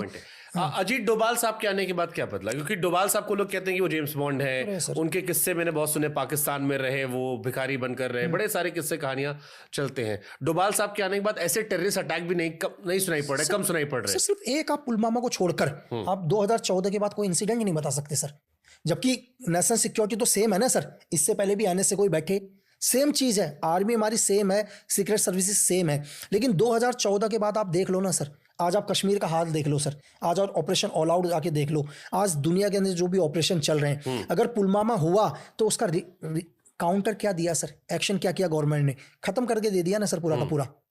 तो डिपेंड करता है, लेकिन अभी जो NSA चीफ आने के बाद इस देश के बहुत हालात चेंज हुए हैं सर। आज कश्मीर के अंदर आप देख लो सर, आज कहाँ कश्मीर के अंदर बच्चे पत्थर उठा रहे हैं सर, कहाँ बच्चों ने वेपन, आज आप गिनती करके उठा लो, शायद में तो लिस्ट ही खत्म हो जाएगी सर। ऑपरेशन ऑल आउट में कितने टेररिस्ट, कितने मिलिटेंट मार के गिरा दिए, जितने भी पोस्टर बॉय बनकर घूम रहे थे JNK के अंदर, जो आ रहा है उसको खत्म, जो आ रहा है उसको खत्म। इंडियन आर्मी ने सबको खत्म किया। मणिपुर नहीं रोक पाए, उससे क्वेश्चन होता है कि मणिपुर जलता रहा, ये सर 60 ईयर में क्यों नहीं क्वेश्चन पूछ रहे पिछले गवर्नमेंट से? हर बारी यही पूछते हैं यार कि मतलब क्यों नहीं हुआ, क्यों नहीं हुआ। तो मैं एक ही पूछ रहा हूँ सर, मैं देखो, मैं किसी पॉलिटिक्स, किसी गवर्नमेंट को फेवर नहीं करता हूँ ना। मैं ये कहूँगा कि 100% देखो, अगर एनडीए गवर्नमेंट में या बीजेपी गवर्नमेंट में भी 100 के 100 लोग अच्छे नहीं है, ठीक है, मैं ये नहीं कहूँगा कि सबके सब अच्छे होंगे, लेकिन कुछ एक अच्छे हैं, कुछ एक लीडर्स हैं जो देश को आगे ले जाना चाहते हैं। मणिपुर में विदेशी ताकतें होंगी 100%? सर पूरी विदेशी ताकत है सर, पूरी ही विदेशी ताकत है। मणिपुर के अंदर जितना भी हो रहा है, इसके पीछे पूरा का पूरा विदेशी ताकत ही तो है सर। कहाँ से उन बच्चों के हाथ में M16 आ रहे हैं सर? मुझे ये बताइए ना आप, कहाँ से उनके पास अम्युनिशन आ रहा है, कहाँ से M16 आ रहा है, कहाँ से लेटेस्ट वेपन आ रहे हैं उनके पास? AK-308 आ रहा है, AK-12 आ रहा है, AK-19 आ रहा है सर उनके पास। कहाँ से उनके पास M90 आ रहे हैं? कहाँ से सारे के सारे आ रहे हैं सर? कोई ना कोई तो दे रहा है सर। ये पूरा ही, मैं आपको, अगर मैं अपना वो देश के सरहद के अंदर जैसे आना, तो ये तो इंटेलिजेंस का क्वेश्चन फिर है। या जैसे पुलवामा आपने जिक्र किया, अभी भी लोग सवाल पूछते हैं कि यार ये 200 किलो या 300 किलो जितना भी RDX आया था गाड़ी में भर के, ये इंडिया की सरहद में इतना बारूद आ गया, गाड़ी आके ठुक गई, ये हमारे इंटेलिजेंस को पता ही नहीं चला। सर एक्चुअली क्या होता है, आज भी आप जाकर देखो, मैं आपको बहुत सारे ऐसे बॉर्डर्स बताऊंगा हिंदुस्तान के जहां आज भी फेंसिंग नहीं है सर। चलो आज भी आप नेपाल जाते हैं सर, कभी कोई घूमने जाता है नेपाल में, मैं आपको हजारों किलोमीटर के ऐसे एरिया बता दूंगा जहां पर कोई फेंसिंग नहीं है आज भी। इतना मतलब इतना पॉसिबल नहीं हो पा रहा। लेकिन एक चीज मुझे ये बताओ कि आज भी लोग एंटर हो रहे हैं, कोई लोग नेपाल से आ रहे हैं, कोई कहां से आ रहे हैं, क्या ये पॉसिबल नहीं है कि जहां पर ये लोग वाई नेपाल के थ्रू भी हो सकता है कहीं गए हों? जो मैं आपसे कह रहा हूं सर, क्योंकि मेरे बहुत सारे लोग जाते हैं जुआ खेलने, आज नेपाल जाते हैं, नेपाल से आते हैं, बहुत सारे एरिया खाली पड़े हैं। क्या ये पॉसिबल नहीं है कि कोई बंदा पाकिस्तान से वाई नेपाल आया हो, वाई नेपाल से वहां तक गया हो? बट इतना RDX लेकर सर आप ही बताइए एक बारी, आप ट्रकों में डेली सब्जी देखते हैं सर? डेली देखते हैं, बड़े बड़े आलू के बोरे रखे रहते हैं चीजें। अब हम हर गाड़ी को चेक करेंगे तो लोग बोलेंगे देश में क्या चल रहा है भाई। ये एक एग्जाम्पल के लिए हर ट्रकों को चेक करना शुरू कर दिया, भाई ये गेहूं की बोरी निकालो, चीजें निकालो। बहुत बड़ा इंटेलिजेंस, आप जो जस्टिफाई ठीक है, बट एक बहुत बड़ा इंटेलिजेंस फेलियर मानते हैं सर कि फेलियर है इंटेलिजेंस का, बिल्कुल। मतलब इंडिया का सबसे बड़ा स्पाई कौन? रविंद्र कौशिक जी सर, जहां तक है इंस्पिरेशन। हाँ, पाकिस्तान की फौज, मतलब मुझे बड़ी फैसिनेटिंग कहानी लगती है कि एक आदमी जो थिएटर का आर्टिस्ट था, उसे आपने पाकिस्तान भेजा, पाकिस्तान की यूनिवर्सिटी में पढ़ाई करता है, वहां पर शादी करता है, बिल्कुल, और पाकिस्तान की फौज में मेजर बन जाता है। मेजर बनता है, और एक जूनियर स्पाई के कारण पकड़े गए, नहीं तो अपनी गलती से थोड़ा पकड़े गए सर। हाँ। पकड़े तो जूनियर स्पाई की गलती से पकड़े ही गए, नहीं तो वो तो कभी उनकी खुद की कोई मिस्टेक नहीं थी, ठीक है, किसी की और की गलती से उनको खामियाजा भुगतना पड़ा। और देखो सर, एक एजेंट जब भी कहीं बाहर जाता है तो उसके लिए यार दुनिया की एजेंसी का एक ही चीज़ होता है, तुम दुनिया में कहीं भी जाओ सर, वहाँ रहो, वहाँ बिजनेस करो, पैसे कमाओ, शादी करो, बच्चे भी पैदा करो, लेकिन बस एक ही चीज़ कभी मत भूलना कि तुम एक हिंदुस्तानी हो, बस। तो ऐसा हो सकता है कि पाकिस्तान में अभी भी हमारे वहाँ कई बिजनेसमैन हो, या अमेरिका में हो, या उनके हमारे यहाँ हो? उनके हमारे, बिल्कुल बिल्कुल, डेफिनेटली पाकिस्तान या US वगैरह बहुत चीज़ें हैं, उनके भी एजेंसीज के लोग हो सकते हैं। जब भी सर देखो, इस देश में जो भी धरना हो रहे हैं, जो भी CSA के प्रोटेस्ट चल रहे हैं, ठीक है, इस देश के अंदर रोडों पर आ जा रहे हैं लोग, ठीक है, प्रॉपर्टी को नुकसान कर रहे हैं, मैं बोल रहा हूँ कहीं ना कहीं इनके पीछे वही लोग बैठे हैं जो इस देश में रह रहे हैं, यहाँ के बनकर बैठे हैं, लेकिन फंड उनको कहीं और से आ रहा है, वो किसी और देश के लिए काम करते हैं। सीक्रेट एजेंट पकड़ा, सबसे गंदा टॉर्चर कैसे करते हो आप लोग? जैसे अगर आपने कभी पकड़ा हो या किसी किस्सा सुना हो, किसी पकड़ा गया हो, टॉर्चर कैसे करते हैं सर? आई एम श्योर वो आम लोगों की तरह तो होता नहीं होगा, या ये पुलिस वाला 3rd डिग्री है तो बेसिक होगा। जब मैं आपको बताता है छोटा सा चीज़, तो सबसे पहले तो क्या होता है, एक नॉर्मली आपको बताता हूँ, ऐसे बहुत सारे तरीके होते हैं। सबसे पहले तो जो नीचे के बोन है, इन बोनों को तोड़ देते हैं सर, फिर आपको बांधने की जरूरत नहीं है, आप पैर नहीं रख पाओगे ना जमीन में, फिर आप रेंगोगे, आप तो भाग तो सकते ही नहीं है, क्योंकि आप भागोगे तो भागने के लिए पहले आपके ये तोड़ दिए सर चीज़ है, दोनों अलग, मतलब हैमर लिया, हैमर लेने के बाद दोनों ये अलग कर दिए, और उसके बाद जो आपने देखे हैं जो हुक्स होते हैं, हुक आपका हुक हड्डी में डालेंगे पीछे और आपको ऊपर उठाएंगे, मतलब हुक आपका हड्डी में टच होगा, पीछे दोनों हुक कर घुस गया शरीर के अंदर, मतलब शरीर के अंदर, फिर उसी से ऊपर को उठाया जाएगा आपको सर, ठीक है। फिर यहाँ से आपका स्टार्टिंग होगा चीज़ें करना, बस आपको मरने नहीं देंगे सर, आप मौत ही मांगोगे, आप गॉड से बोलोगे कि हे भगवान मुझे मौत दे दे यार, बस। मतलब आपकी चीखें हैं ना सर, आपका मुंह खोल दिया जाए तो आपकी चीजें 2-2 किलोमीटर तक जाएंगी सर, क्योंकि आपकी बॉडी कभी रिकवर वो देंगे ही नहीं ना, ह्यूमन राइट्स कमीशन को तो आपकी बॉडी देंगे नहीं उसके बाद, क्यों? क्योंकि ये तो बॉडी का हाल देख के तो फिर तो international human rights, national human rights,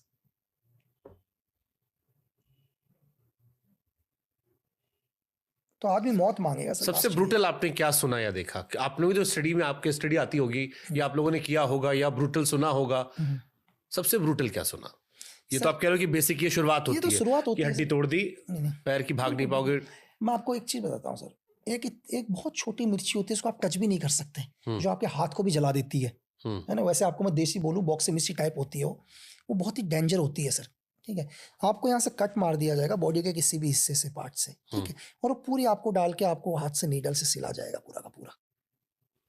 आपको कट मारा पूरा अंदर, जैसे आप समोसे के अंदर चीजें भरते हैं, फिर आपको नॉर्मली, और वो सुआ भी आपका ये नहीं होगा जो सुआ वाला है, ये सुआ वो होगा जिसे आप बोरे को नहीं सिलते हैं, वो वाला सुआ होगा पूरा का पूरा। पूरे इसको स्टप किया जाएगा आपकी बॉडी में जगह जगह पर सर। ठीक है, और मैं आपको बता नहीं सकता कि आप, मतलब अभी पॉडकास्ट चल रहा है तो कुछ चीजें नहीं बोले तो बेटर है सर, बहुत सारे। आपको मरने नहीं देंगे, आपको मरने नहीं देंगे। सीक्रेट एजेंट्स पकड़े जाने के बाद कभी छूटते? नहीं सर, नहीं, कभी नहीं छूटते, नाम ही नहीं आता सर उनका। जो आप देख रहे हैं एक आध जो पाकिस्तान की जेल में वो सुन रहे हैं, बाकी का तो कभी नाम ही नहीं आता ना सर। आप अच्छा इतना टॉर्चर करने के बाद आप बॉडी दिखाओगे किसी को सर? नहीं। तो फिर नाम कैसे आएगा सर? इस बॉडी को देखने के बाद तो ह्यूमन राइट्स कमीशन तो सर को उठा लेगा सर। तो डेफिनेटली आपको, या तो देखो उनको पता चल जाता है इसके पास कितनी इन्फॉर्मेशन है, उनको समझ में आ जाता है, वो जितनी इन्फॉर्मेशन निकालेंगे, लास्ट में आपको फायरिंग रेंज में लेके जाएंगे, वहीं आपको गाड़ देंगे, जला देंगे, कुछ भी XYZ। कभी भी सीक्रेट एजेंट्स ना दिए जाते ना लिए जाते वापस। सर क्या करोगे लेकर भी सर? अब लेकर भी क्या करोगे चीजें? और मैं कहता हूं कि जो इस टॉर्चर से जाए तो वो ना ही वापस आए, ना ही बाकी का जीवन देखे, वही बेटर है सर। उस हालात से बाहर नहीं निकलेगा सर। आपकी बॉडी के ऊपर सर, मैं आपको क्या बोल रहा हूँ, आपकी बॉडी के ऊपर, मतलब आदमी के ब्रेन के ऊपर ड्रिल मशीन को चला दिया जाएगा सर। सोचो आपके ब्रेन के ऊपर ड्रिल मशीन चलाना, आपकी रूह कांप जाएगी। आपकी हड्डी के ऊपर जब ड्रिल मशीन लगेगी सर, आपकी हड्डी में अगर एक छोटा सा हल्का सा आप नीडल भी लगाओगे ना, आपकी चीखें जाती है बोन पर टच होने से। जब आप बोन पर कभी एक नीडल को टच करोगे तो आपकी चीख कहाँ जाती है। जब आपकी बोन को ड्रिल मशीन पर डाला जाएगा तो आप सोच भी नहीं सकते, वर्ड्स भी नहीं है। वो तो जो तकलीफ सहन करता है दुनिया में बता भी नहीं सकता किसी को। शायद उस तकलीफ को दुनिया में मैं भी महसूस नहीं कर सकता, क्योंकि मैंने वो तकलीफ नहीं सहन करी है। जिसने वो तकलीफ को सहन किया वो किसी को बताने के लिए रहा ही नहीं। रविंद्र कौशिक साहब के किस्से पे सुनता था कि बहुत टॉर्चर किया गया। सर मैं आपको क्या करूँ, आदमी मौत मांगता है सर, आदमी मांगता है मौत। और फिर उनको दूसरा टॉर्चर करते हैं सर, उनको गिल्टी वाला टॉर्चर करते हैं। वो गिल्ट वाला टॉर्चर है। गिल्ट टॉर्चर एज इन मतलब कि आपको क्या है सर, आपके मुंह के अंदर जिससे हम लोग तेल नहीं डालते हैं, मतलब आपको क्या क्या भरते हैं वो लोग, कैरोसिन वगैरह डालने वाला क्या बोलते हैं, वो आपके मुंह में डालेंगे सर। ठीक है, उसमें से सिविर से निकाल के आपके पूरे मुंह में डाल देंगे। आप गिल्ट, आप उस चीज से ही नहीं उभर पाओगे। मेरी बात समझ रहे? वो तो चलो वो है, ये टॉर्चर दूसरा था। इस टॉर्चर के बाद बॉडी को दबा देना है, क्योंकि देना नहीं है। वो टॉर्चर तो गवर्नमेंट की नजरों में है ना सर। किसी ने ये थोड़ा ना पता कि आपके मुंह में वो डाल के सिविर डाल रखा आपकी पूरी बॉडी के अंदर। क्या करोगे सर? निशान भी नहीं दिख रहे। आप गिल्ट से ही आप उसी चीज से बाहर नहीं निकल पाओगे। आप सोच भी नहीं सकते, आप खाना नहीं खा पाओगे महीने। आप बोले मैं भूखा ही मर जाता हूँ, क्योंकि ना तो आपकी बॉडी के ऊपर चोट के निशान है, ना किसी चीज़ के निशान है। ठीक है, कभी बोला कि यार चलो ह्यूमन राइट्स कमीशन वाले आ रहे हैं करके देख लेते हैं इनकी बॉडी को, कुछ हुआ तो नहीं है, तो कुछ भी नहीं है सर। लेकिन सर आपको वो चोट दिया जिससे आप उभर ही नहीं पाओगे बाहर। दोनों ही टॉर्चर है सर, आप कौन सा टॉर्चर लोगे? 11 जेलों में आप रहे? 11 जेलों में रहा सर, 4 साल। 4 साल तक। सबसे वर्स्ट एक्सपीरियंस क्या था? सर जेल के अंदर थे और सारा ठंड लग रही थी। उस टाइम की गवर्नमेंट थोड़ी पता नहीं क्यों नाराज थी, मेरी शक्ल भी पसंद नहीं थी उनको शायद।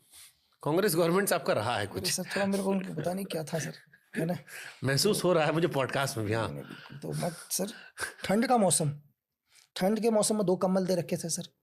ठीक है, चलो कंबल तो कोई बात नहीं, जब से पैदा हुए होंगे कंबल धुले भी नहीं होंगे कभी, चलो चल जाएगा। उन चीज़ की तो हमारे को आदत है सर। नीचे से भी ठंड आ रहा है, ठीक है, उस कंबल में ना तो रात को सो पा रहा हूँ, क्योंकि एक कंबल पर आप 2 कंबल आपको दे रखे पतले से। जितना आपकी मैट लगी है तो मैट तो बहुत बढ़िया है सर, इसमें तो आदमी जिंदगी निकाल लेगा। तो उस कंबल के ऊपर उस 2 कंबलों में जो पतले से कंबल है उसमें सोना भी, और कोई एक कंबल में सोना है, एक को ओढ़ना है, और नीचे से ठंड से हालत खराब, ना तो नींद ही आ पा रही है, ना क्या करे सर। ये मेंटली टॉर्चर, ना आप रात में सो पा रहे हो, आपको किससे बात नहीं करने दिया जा रहा है। आपको एक सिंगल सेल के अंदर रखा है और गलती से भी कोई आपसे बात कर ले उस बीच, हमारा तो छोड़ दो, मेरा तो चलो जेल ट्रांसफर है, मेरे तो कुछ नहीं, उसकी भी रेड लग रही है, उसको भी 4 फट्टे पड़ रहे हैं, मतलब उसको भी गुमटी में लेके जाया जा रहा है और दीवार में उसको 2 लोगों ने हाथ पकड़ रखे और 10-12 लठ पड़ रहे हैं कि तू भाई, तू लक्की बीस से क्या बात कर रहा था। ये वही केस था जिसमें 2 हाँ, लोग एक गोली से मर गए थे। बिल्कुल। और जहां भी जिस जेल में भी एडजस्ट होने की कोशिश करे, जेल ट्रांसफर दूसरी जेल में। मतलब सबसे बुरी जगह क्या है? जेल है सर। मतलब सबसे बुरी जगह है जेल। आपको जेल में भी नहीं रख रहे हैं, कभी इधर कभी उधर कभी इधर, एक मेंटली डिस्टर्ब, क्योंकि आप किसी जेल में रहे। आपको क्यों कर रहे थे ये? इसलिए क्योंकि आपके ऊपर इल्जाम था कि आप कॉन्ट्रैक्ट किलर बन गए हो। लकी बिश्त एक कॉन्ट्रैक्ट किलर है। जो एक्चुअली जो लोग मरे थे उन लोगों के कनेक्शन बहुत हाई पावर में थे कांग्रेस के साथ। ओके, मेरी बात समझे सर। ऐसा नहीं है कि सर उनके ऊपर आप उनकी अगर हिस्ट्री चेक करवाओ पुलिस से, उनके ऊपर कई हत्याएं, अपहरण, रंगदारी, ठीक है, जबरदस्ती, मतलब लोगों को कैप्चर करना। जैसे कोई ब्लॉक प्रमुख वगैरह बनते हैं तो शायद इनकी कुछ वोटिंग होती है कि इतने वोट आपको देंगे, उनको कैप्चर लेके आना, बड़े बड़े कांग्रेस के बड़े बड़े लीडर्स के साथ उनके कॉन्टैक्ट, ठीक है, नेपाल से पूरी आर्म्स डीलिंग, यहाँ तक कि जेडे हत्याकांड के अंदर जो पिस्टल सप्लाई हुआ था उसमें भी उत्तराखंड के, अगर आपने नाम सुना हो का, वो पिस्टल भी इनके थ्रू गया। एक कनेक्शन तो पूरे कांग्रेस के ही थे, साथ थे ना सर। उनको लगा कि यार भाई मैंने उनका आदमी मारा है यार। आपने कॉन्ट्रैक्ट किलिंग की है? नहीं सर, मैं तो कॉन्ट्रैक्ट किलिंग, इंडिया में मैंने कोई कॉन्ट्रैक्ट किलिंग नहीं करी है सर। क्योंकि आपके नाम के साथ आता है हिंदुस्तान एक निकनेम आता है आपका। नहीं सर, लेकिन एक्चुअली इंडिया के अंदर मेरा कभी कोई कॉन्ट्रैक्ट किलिंग नहीं रहा है हिंदुस्तान में। बट सीक्रेट सर्विस के एजेंट्स को तो बाद में लोग हायर करते होंगे ना। मैंने आपको यही तो बोला सर, अपना एक ही सिद्धांत है सर, दुनिया के अंदर कहीं भी अगर कुछ भी काम होता है तो वो आदमी हिंदुस्तानी नहीं होना चाहिए सर, पहली चीज। उसका डायरेक्ट या इनडायरेक्ट रिलेशन कोई इंडिया के साथ नहीं होना। चलो मैं इसको मॉडिफाई करता हूँ, आपकी बात से मुझे सवाल आ गया। आपने कहा इंडिया में नहीं किए, अपार्ट फ्रॉम योर ड्यूटी के अलावा कभी किसी को पैसा लेके ठोका बाहर विदेश में? नहीं सर, मैंने आपको ये बोला कि देखो वर्क है, मैं ये भी नहीं बोलूंगा कि मैंने आपको ये बोला कि हिंदुस्तान में कभी नहीं किया सर। और हिंदुस्तान मैं यही पूछ रहा हूँ, हिंदुस्तान में आप सीक्रेट सर्विस के एजेंट हैं, काम कर रहे हैं, आपने कहा यहाँ कॉन्ट्रैक्ट नहीं की। मैं कह रहा हूँ अपार्ट फ्रॉम योर जॉब विदेश में पैसा लेके किसी को ठोका जिसको हम कॉन्ट्रैक्ट किलिंग कहते हैं? ये भी क्या मैं इसका आंसर दूंगा सर? मेरी खामोशी ने हजारों जवाबों की लाज रख ली। टोटल 150 आदमी ठोके आपने, जो आता है, सही है डेटा? सर ये तो पता नहीं, कभी गिनती नहीं करी सर ऐसे तो सर, कभी भी, मतलब ऐसा मैं नहीं बोलूँगा कि परफेक्ट इतने ही है, लेकिन जब भी आसपास है लमसम। हमारी गवर्नमेंट ने जो भी बोला सर, जो लगा कि यार इंडिया के लिए ठीक नहीं है और जिसका जाना बहुत ज़रूरी है। मैं आपसे एक ही चीज़, एक छोटा सा उदाहरण बताता हूँ सर। देखो कि अभी आप भी इसका आंसर देना सर कि कुछ एक लोग जाते हैं सर, कुछ एक लोग जाते हैं, और अभी आपने कुछ दिन पहले का एक इंसिडेंट सुना है छोटा सा, कुछ एक लोग 4 लोगों को उठाते हैं, जिसमें से एक 3 महीने का बच्चा होता है, 3 साल का बच्चा होता है सर, 2 लेडीज और होती हैं। उस 3 महीने के बच्चे को क्या करते हैं सर? आंखें निकाल लेते हैं, पहले पैर में गोली मारते हैं सर, उसके बाद नाइफ से एक सिंगल आइज निकालते हैं उस 3 महीने के बच्चे को। वो 3 महीने का बच्चा, मैं महसूस कर रहा हूँ, मैं उस जगह को नहीं देखा सर, उस क्राइम सीन को मैं नहीं देखा हूँ जहाँ पर ये हुआ है, लेकिन मुझे लगता है कि जब वो 3 महीने का बच्चा किसी की गोद में बैठा होगा ना सर, वो बेचारा उन मिलिटेंट को देख रहा होगा तो उनको भी देखकर हंस रहा होगा। वो बच्चा एक मासूम बच्चा है ना यार, उसको लग रहा होगा अंकल लोग हैं, चीज़ें हैं ना, उसको नहीं मालूम कि थोड़ी देर के बाद तेरे साथ क्या हरकत करेंगे वो। तो उन लोगों ने एक मैसेज दिया सर, ऐसे मार सकते, ऐसे मार सकते। अब उनके साथ क्या करना चाहिए सर? ठोक देना चाहिए, है ना? और नहीं, ठोकना नहीं चाहिए सर, इस तरह से ठोकना चाहिए कि लोगों की रूह कांप जाए ऐसे मिलिटेंट की, कि आज ऐसे लोग हैं जो हमारे साथ भी ये कर सकते हैं। चलो मैं एक सवाल और इंटरेस्टिंग पूछता हूँ, मजा आएगा आपको। लॉरेंस बिश्नोई हीरो है या गुंडा? सर देखो कि जिस दिन वो किसी इनोसेंट को मारेगा सर, जिस दिन उसके हाथों कोई इनोसेंट मर गया, उस दिन वो मेरी नजरों में गुंडा ही है सर। अभी मुझे जिन लोगों के साथ भी, देखो ये तो गैंग वॉर है सर। आप जिस दुनिया के अंदर जाओगे, अगर आपको शौक है हथियारों के साथ डील करने का, ड्रग के साथ डील करने का, लोगों को दबाकर एक्सटर्नल पैसा मांगने का, आपको रिजल्ट भी कहीं ना कहीं वैसा आएगा सर, मिलेगा। मैंने एक आईपीएस का इंटरव्यू किया था, उन्होंने मुझसे एक ऐसी बात में एक बात निकली कि बाबा सिद्दीकी, सिद्धू मूसेवाला, अतीक अशरफ और लखनऊ में एक जीवा कांड हुआ था। जीवा संजीव जीवा। और चारों कांड में एक ही पैटर्न था, नए लड़के आते हैं जिनका आपराधिक बैकग्राउंड नहीं होता है, एक महंगी पिस्टल होती है, ठोकते हैं बिना डर के, और उसके बाद मासूम बच्चों की तरह सरेंडर कर देते हैं। और उसने कहा ये चारों पांचों में कॉमन कनेक्शन उनका इंस्टिंक्ट कहता है। आप किसी नहीं, जो लोग मरे हैं पैटर्न, सर, उन्होंने पैटर्न पकड़ने की कोशिश की, डेफिनेटली पैटर्न सर, कि ये पांचों के कनेक्शन। और इंटरेस्टिंग बात, आपको एक चीज और बता दूं, उन पांचों को कभी यही नहीं पता होगा सर कि हम कितने पावरफुल लोगों को मारने जा रहे हैं, ये भी नहीं पता होगा। देखो आदमी कहाँ घबराता है, जहां सामने वाले को पावर पता चलती है। जिन बच्चों ने आज तक कभी कुछ नहीं किया, उनको कभी ये पता ही नहीं होता, उनको लास्ट तक ये नहीं पता होगा आपका टारगेट कौन है। कंटिन्यू प्रैक्टिस है वो लोग कि कैसे मारना है, चीजें करनी है, उनको एक दिन पहले बताया होगा तुम्हारा टारगेट क्या है। बट फिर वही पूछ रहा हूं मैं, लॉरेंस का नाम कनाडा में भी आया, लॉरेंस का नाम यहां पर भी आया, एक अंदर खाने से एक इंस्टिंक्ट वाइब निकाली जाती है, एक चर्चा होती है राइट विंग में स्पेशली, लॉरेंस अच्छा कर रहा है, ये राइट विंग में अभी बड़ा हो गया। जैसे आपने कहा कि जिस दिन वो ऐसा करेगा इनोसेंट साथ, मैं कहूंगा मेरे को यहां भी वो वाइब आई। कुछ लोग ये कहते हैं कि लॉरेंस बिश्नोई मोदी जी का आदमी है, शाह जी का आदमी है, करंट गवर्नमेंट का आदमी है। सर देखो, इज इट पॉसिबल? क्योंकि आपने भी कॉन्ट्रैक्ट किलिंग का जिक्र किया कि हमने बचा अच्छे कॉज के लिए किया। नहीं सर देखो, अब रही मोदी जी की बात, रही अमित शाह सर की बात, उनके पास भारत सरकार के बहुत काबिल लोग हैं सर, ठीक है, जो बेस्ट ट्रेनिंग लेकर आए और जो हर काम करने के लिए सक्षम है। कई बार लॉरेंस खुद कहाँ ठोक रहा है, कई बार नाम बिक जाता है ना, नाम ब्रांड वैल्यू यूज कर ली जा रही है। आपका कहने वाला कोई और मार रहा है नाम, देन वहां डाल रहे हैं, मतलब मैं सवाल पूछ रहा हूँ। तो सर देखो, मैंने यही बोला सर कि जिस दिन मतलब कोई इनोसेंट, देखो कहीं ना कहीं तो कनेक्शन है ना सर, हो सकता है चलो लॉरेंस ने ना, अभी इनोसेंट को नहीं ठोका, सिद्धू मूसेवाला इनोसेंट नहीं था सर। आप देखो कि मैं ये नहीं बोलता हूँ सर, ये तो दो लोग बात करते हैं। देखो मैं तो पर्सनली कभी इस केस में, ना तो मैंने कभी इस केस की इन्वेस्टिगेशन करी, ना इस चीज़ में मैं लगा, तो ये लोगों का कहना है। दो तरह के लोग होते हैं, कुछ एक लोग कहते हैं कि यार नहीं यार कि सिद्धू मूसेवाला अच्छे है, मैं बोलता हूँ ठीक है, एक लोग कहते हैं कि हाँ उसका, एक लोग कहते हैं कि कुछ एक यार सपोर्टर हैं करके। ये दो लोगों का विंग है सर, क्योंकि मैं पर्सनल तो मैं अपनी राय क्या दूंगा सर, क्योंकि मैं तो सिर्फ लोगों की बात बता रहा हूँ। ये दो तरह के लोग हैं, मेरा पर्सनल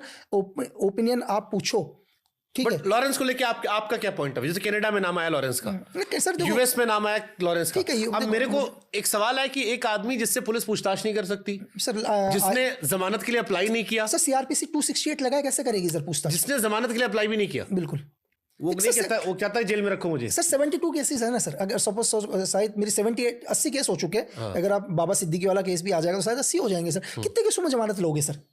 जमानत कितने?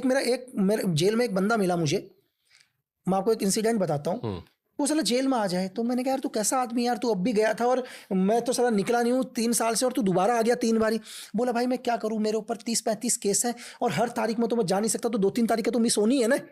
मेरी बात समझ गया? इतने सारे केसेस हैं, अगर मैं डेली भी एक केस के तारीख में जाऊँगा तो भी 5 केस मेरे मिस होने हैं, तो मुझे तो वारंट मेरा निकलना ही है। तो इससे यहीं बैठा रहा हूँ, यहीं बैठा रहा हूँ सर। लॉरेंस कभी आजाद होगा आपकी नजर में? आपके, क्योंकि देखो आप सीक्रेट सर्विस वाले हो, आप से मैं समझता हर खबर के पीछे एक खबर होती है, मैं उस खबर को समझ के कह रहा हूँ। कभी आपको लगता है लॉरेंस बाहर निकलेगा एक नॉर्मल लाइफ? नहीं, डेफिनेटली अंडर ट्रायल केस है। देखो अंडर ट्रायल केस है ना सर, अभी तो मुझे, मेरी जहां तक है, मुझे नहीं पता कि उसको किसी केस के अंदर सजा याफ्ता है। अंडर ट्रायल केस है सर, वो तो देखो न्यायपालिका को लगता है कि यार सर कानून को लग रहा है उसने किया है। अभी न्यायपालिका ने सजा नहीं दी है सर, अभी गवर्नमेंट मतलब हमारी संविधान या न्यायपालिका ने नहीं बोला है कि ये गिल्टी करके, जब ये तो न्यायपालिका डिसीजन है सर। अगर उसको लगता है कि यार इनोसेंट है केसों के अंदर, इसके खिलाफ एविडेंस नहीं है, तो निकल भी सकता है सर। लॉरेंस इंडिया का दाऊद इब्राहिम है? अरे नहीं सर, दाऊद इब्राहिम का नाम कहाँ जोड़ रहे हैं सर? दाऊद इब्राहिम तो एक टेररिस्ट है सर, एक आतंकवादी है सर। लॉरेंस सर एक उसके ऊपर चार्जेस लगे हैं अभी तो सर, अभी तो अंडर ट्रायल चार्जेस है ना सर। देखो आप किसी के ऊपर भी अगर अंडर ट्रायल कोई भी चार्ज है तो हमारा कानून नहीं बोलता है कि हम उसको एक क्रिमिनल बोलें सर। ठीक बात। दाऊद इब्राहिम जिंदा है? टेररिस्ट है सर। दाऊद इब्राहिम जिंदा है सर? दाऊद इब्राहिम मरने के 10 साल के बाद भी जिंदा ही रहेगा सर। अभी जिंदा है सर? ये तो ISI को ही पता होगा सर इस टाइम तो। आप लोग सीक्रेट सर्विस वाले कभी ठोकने की कोशिश नहीं की दाऊद इब्राहिम को? सर बहुत बारी हुआ है, एक बारी तो शायद उसकी बेटी को भी एक बुलेट लग गई थी, आई थिंक एक इंसिडेंट हुआ था। एक तो यहीं दिल्ली अशोका होटल में ही शायद फरीद ताना शाह और विक्की मल्होत्रा भी पकड़े गए थे, जो लास्ट ऑपरेशन में जाने थे, जहाँ पर कुछ एक नाम आता है कि शायद डोवाल साहब चाहते थे, लेकिन डोवाल साहब ने भी उस चीज़ से मना कर दिया सर कि भाई ऐसा कुछ नहीं है। जो विक्की, आपने सुना ही होगा इंसिडेंट अशोका होटल में जो पकड़े गए थे। देखो कोशिश करी है लेकिन अब बट ये भी फेलियर नहीं है कि क्योंकि दाऊद जैसे यूएस का था, यूएस ने ओसामा को खड़ा, कहते हैं ओसामा को यूएस ने खड़ा किया था। बिल्कुल करा 100% था यूएसएसआर के टाइम में सर। बाद में वो नासूर बन गया, एक घटना हुई, हालांकि उस घटना को लेकर अभी भी चलता है कि 9/11 जो था वो ओसामा ने कराया था या खुद यूएसए ने कराया था, उसको भी बड़ी लॉजिक चलती है, पता होगा सर। हाँ, लेकिन ये आता है कि बाद में ओसामा को ठोका। अच्छा मैं एक चीज पूछता हूँ सर, ठीक है, क्या जो यूएसए सद्दाम हुसैन को फांसी में लगाता है और पूरी दुनिया को दिखाता है कि हम देखो सद्दाम को कैसे मार रहे हैं, दिखाता ना पूरी दुनिया को। लास्ट टाइम भी सर चलो उसने लादेन को मारा तो लादेन की लास्ट भी जो वीडियो या पिक क्यों नहीं दुनिया को दिखाई सर? एक ऑपरेशन किया अब्बाटाबाद में, कुछ एक लोग मार दिए। मैं सिर्फ क्वेश्चन कर रहा हूँ सर कि क्यों उन्होंने पूरी दुनिया को नहीं दिखाया कि मैंने ये लादेन को ये मारा है, यहीं लादेन यहीं मरा है, लादेन अब्बाटाबाद की पहाड़ियों में बॉम्बिंग में नहीं मारा गया या उसकी बॉडी हमें कभी रिकवर नहीं हुई, ऐसा क्यों? मैं क्वेश्चन पूछ रहा हूँ जिससे ऐसा हो सर मैं ये मेरा पॉइंट ऑफ व्यू है सर। हाँ, कि मैं एक है कि जो यूएस सद्दाम हुसैन को फांसी पर लगाते समय पूरी दुनिया को दिखा सकता है कि अमेरिका के एनिमी का हम क्या हाल करते हैं। मुझे लगता है सद्दाम हुसैन से बड़ा एनिमी तो लादेन मानते हैं अपना वो, जिसने दुनिया के अंदर एक वर्ल्ड ट्रेड सेंटर जैसी को गिरा के हजारों लोगों को मारा। तो आप एक कोविड ऑपरेशन करते हैं सील के थ्रू और बिल्कुल बॉडी को पैक करते हैं और बोलते हैं हमने दबा दिया। कम से कम यार मैं ऐसा मान रहा हूँ यार, चलो मुझे ही दिक्कत नहीं, बट अगर ये हो कि पाकिस्तान में वो नहीं मरा तो पाकिस्तान वो लानत मलानत क्यों लेता? वो तो कह रहा था भाई हमारे यहाँ नहीं था। आज सारी दुनिया पाकिस्तान को इस बात पे गाली देती है कि तेरे घर में घुसकर। सर जी मैं आपसे ये पूछ रहा हूँ बॉडी है ही कहाँ? चलो मैं यहाँ से चला, बॉडी कहें जो भी लोग मरे इस इंसिडेंट में, चलो मेरे से ये कह दिया यार कि तो इसके क्या हाइपोथेटिकल पॉइंट्स है? वो जिंदा हुई हो सकता है? नहीं मैं ये नहीं कर रहा हूँ जिंदा हो सकता है, या पहले ठोक दिया गया हो, या हो सकता है कि एक ड्रोन हमले के अंदर ड्रोन के जो अटैक्स थे वो मर गए, लेकिन मेरे कहने से नहीं होगा ना मैं मर गया। मैं क्या बोलता हूँ, मैं अपने ऊपर उदाहरण देता हूँ कि लक्की बीच के बहुत सारे एनिमी है, ठीक है, बहुत सारे एनिमी है और सारी दुनिया को पता है मेरे एनिमी का है, लेकिन मुझे मेरा एक सोर्स आके बोलता है लक्की भाई यार जो अपने एनिमी थे ना वो कल साले एक ब्लास्ट में मारे गए। मैंने कहा क्या बात कर रहे हैं? मैंने कहा मैं कैसे प्रूफ करूं ब्लास्ट में मारे गए? कि मैं अपनी बात बता रहा हूँ, चलो पूरी दुनिया की नज़र में तो मेरा सबसे बड़ा एनिमी है, मैं कहता हूँ उसकी बॉडी बोले तो सब खत्म हो गए यार, कहाँ दब गए, ब्लास्ट में मारे गए, चीतरे उड़ गए, कहीं पहाड़ियों में दबे हैं करके। कवि इसके जरिए क्या कहना चाहता है, थोड़ा सा उसको भी धार दीजिए ना, हम आपको कई तरह समझ नहीं पा रहे हैं। 3-4 एंगल निकल रहा है। एक तो ये कि भाई हो सकता ठोका ना हो, दूसरा हो सकता है जिंदा रखा हो, तीसरा पहले ही मार दिया हो, बाद में दुनिया के सामने लाइमलाइट करने के लिए किया हो, और कवि चौथा क्या कहना चाह रहा है? सर मैं या इन्हीं तीनों में से कोई एक सार है? मैं ये कहना चाह रहा हूँ हो सकता है कि जब कभी कुछ एक ड्रोन हमले हुए, ठीक है, तोराबाड़ियों की पहाड़ियों में अफगान के अंदर जो भी इंसिडेंट हुए, वहां से एक सीआईए की रिपोर्ट आती है कि सर हमारा कंफर्म है इनपुट जो भी ड्रोन हमले हुए थे इसमें मारा गया लादेन, लेकिन हम कैसे दुनिया को बताएं यार हमारा दुश्मन वहां मारा गया करके? एक एग्जांपल, ये दुनिया थोड़ी ना मानेगी। बट फिर मुझे इस पे मेरे मन में एक सवाल आता है कि पाकिस्तान फिर लानत क्यों लेगा? सर मेरी वही उस पॉइंट पर आ रहा हूं, अगर एबटाबाद में नहीं, अगर एबटाबाद वाली घटना सच नहीं होती पूरी तरह से तो पाकिस्तान तो छाती पीट के कहता। सर पाकिस्तान तो छाती पीट के जब बोलेगा जब उनमें से कोई बॉडी, उसने कह दिया लादेन था, ले गए ना सर, लादेन था। अच्छा लादेन नहीं था तो कौन था दूसरा? मैं एक एग्जांपल बता रहा हूं, कुछ एक मिलिटेंट है, हो सकता है अगर लादेन पाकिस्तान में होता तो पाकिस्तान को पता 100% होगा, बिल्कुल, और अगर नहीं होगा तो भी पाकिस्तान को पता होगा। तो अगर वो कह रहे बॉडी ले गए और वहां नहीं बॉडी है तो पाकिस्तान तो कहता ना कि तुम झूठ बोल रहे हो। नहीं मैं आपसे क्या बोल रहा हूं, हो सकता है एक एग्जांपल के लिए कि उसकी फैमिली, कुछ एक लोग, सब तो वांटेड ही है ना सर। एवरी भाई जो भी XYZ होगा है तो पूरे वांटेड, सीआई की लिस्ट में तो सारे के सारे मोस्ट वांटेड है ना सर। पता चला कुछ एक लोग हैं जो नेक्स्ट उभर सकते हैं, एक ऑपरेशन किया कि इनको भी खत्म करो करके। ये मैं बोल रहा हूँ, हो सकता है मैं गलत भी हूँ सर, ऐसा नहीं है, मैं सिर्फ एक पॉइंट पर बोल रहा हूँ कि क्यों नहीं यूएस ने उस चीज को पूरी दुनिया को दिखाया। सर मेरा ये मानना है सर, बस मेरा सिर्फ वो मानना है, हो सकता है लादेन ही वहां पर हो। हम इंतजार करेंगे अमेरिका कोई लकी बिश निकले बाद में, मैं यही किस्सा कहानियां सुनाए हमें, तो किसी और पॉडकास्ट में कहीं हम सुनेंगे, किसी किताब पढ़ेंगे। सिर्फ मुझे इसी चीज पर है कि यार आपको लास्ट टाइम उसकी बॉडी भी दिखा देनी चाहिए, मेरे जैसे के लिए, एक एजेंट के लिए, कि मुझे लगे यार भाई ये मरा है। जेल में कैसे फंक्शन होता काम? जेल तो जेल एक अलग ही दुनिया है। किसी ने मुझसे कहा कि जेल में 15,000 रुपए, बाहर के 1.5 लाख रुपए होते हैं। मतलब जेल, अच्छा खाना, हर चीज, जेल में पैसा है तो ठीक है, जेल में पैसा, वरना इज्जत आबरू भी लूट ली जाती है। डेफिनेटली अगर जेल के अंदर आप पैसा है तो आपको प्रॉब्लम्स नहीं होंगी, ठीक है, और जेल में अगर आपके पास पैसा नहीं है तो आपको एक दिन आपका 100 दिन के बराबर हो जाएगा सर। जेल में भी रेप्स होते हैं लड़कों के भी आपस में, मैंने बड़े किस्से सुने हैं। हाँ मैं एक्चुअली उन बैरिकों में नहीं रहा सर, आपको तो आइसोलेट किया गया था? मैं तो आइसोलेट था, सिंगल सेल के अंदर था, तो डेफिनेटली बट पता तो लगा होगा ना, तो चल ही जाता है जेल के अंदर सर। और यही पता होता कहाँ घटना हुई है वो भी पता, जेल से जल्दी पता लग जाता है। जेल के अंदर बाहर भी कोई अगर घटना होती है तो जेल में पता चल जाता है। अगर कभी कोई पुलिस वाले से कोई केस ना खुल रहा हो, मैं पुलिस की बात कर रहा हूँ, तो केस जेल में जाओ और पता चल जाएगा वो केस किसने किया, कौन इन्वॉल्व थे, तो जेल के अंदर हर चीज़ की इन्फॉर्मेशन होती है सर। ठीक है, ये एनएसजी में आप थे, मोदी जी के टाइम में आपको बेस्ट अवार्ड भी दिया गया था 2000, हाँ 2000 एनएसजी का सर 2009 में मिला था, मोदी सरकार में सिक्योरिटी में। एनएसजी कमांडो का शायद, एनएसजी कमांडो 2009 सर, जब मैं ट्रेनिंग में था। उस टाइम सीएम थे वो? गुजरात के सीएम थे सर। क्या यूनिक था मोदी जी में? क्योंकि हमको लगता है फैन तो हो मोदी जी के। सर मोदी जी को मैंने काम करते हुए ही देखा हमेशा, हाँ, कभी छुट्टी करते हुए नहीं देखा सर। मतलब मैंने उन्हें कभी नहीं देखा कि यार मैं शायद मैं 90 या 92 डेज उनके साथ रहा, मुझे आई थिंक मुझे अच्छे से याद नहीं है 30 दिन रहा 60 दिन रहा, क्योंकि थोड़ा इतना नहीं है क्योंकि बहुत सारे, लेकिन मैं जितने दिन भी उनके साथ रहा कभी मुझे कभी वो एक दिन की तो छुट्टी ली नहीं सर उन्होंने। मतलब डेली वहाँ जाना, डेली सचिवाला जाना जहाँ प्रोग्राम है, मैंने लीव कभी नहीं देखी उनकी, मैंने संडे को भी उनकी लीव नहीं देखी कभी भी। मतलब आप लोग का जीना हराम कर रखा था। हाँ मतलब टाइम बिल्कुल, और ऐसा भी जीना हराम। एक दिन मैं कह रहा हूँ मैं एक प्रोग्राम में गया, 1 घंटे का प्रोग्राम था अहमदाबाद में, ठीक है, तो मोदी साहब को भी यही पता होगा यार 1 घंटे का प्रोग्राम था, नहीं तो हमारे पास तो पहली डिटेल आती है पूरी प्रोग्राम्स की। और वहीं से मैं गया और मैं 17 दिन के बाद वापस आया। 17 दिन तक मैं एक ही कपड़ों में था सर।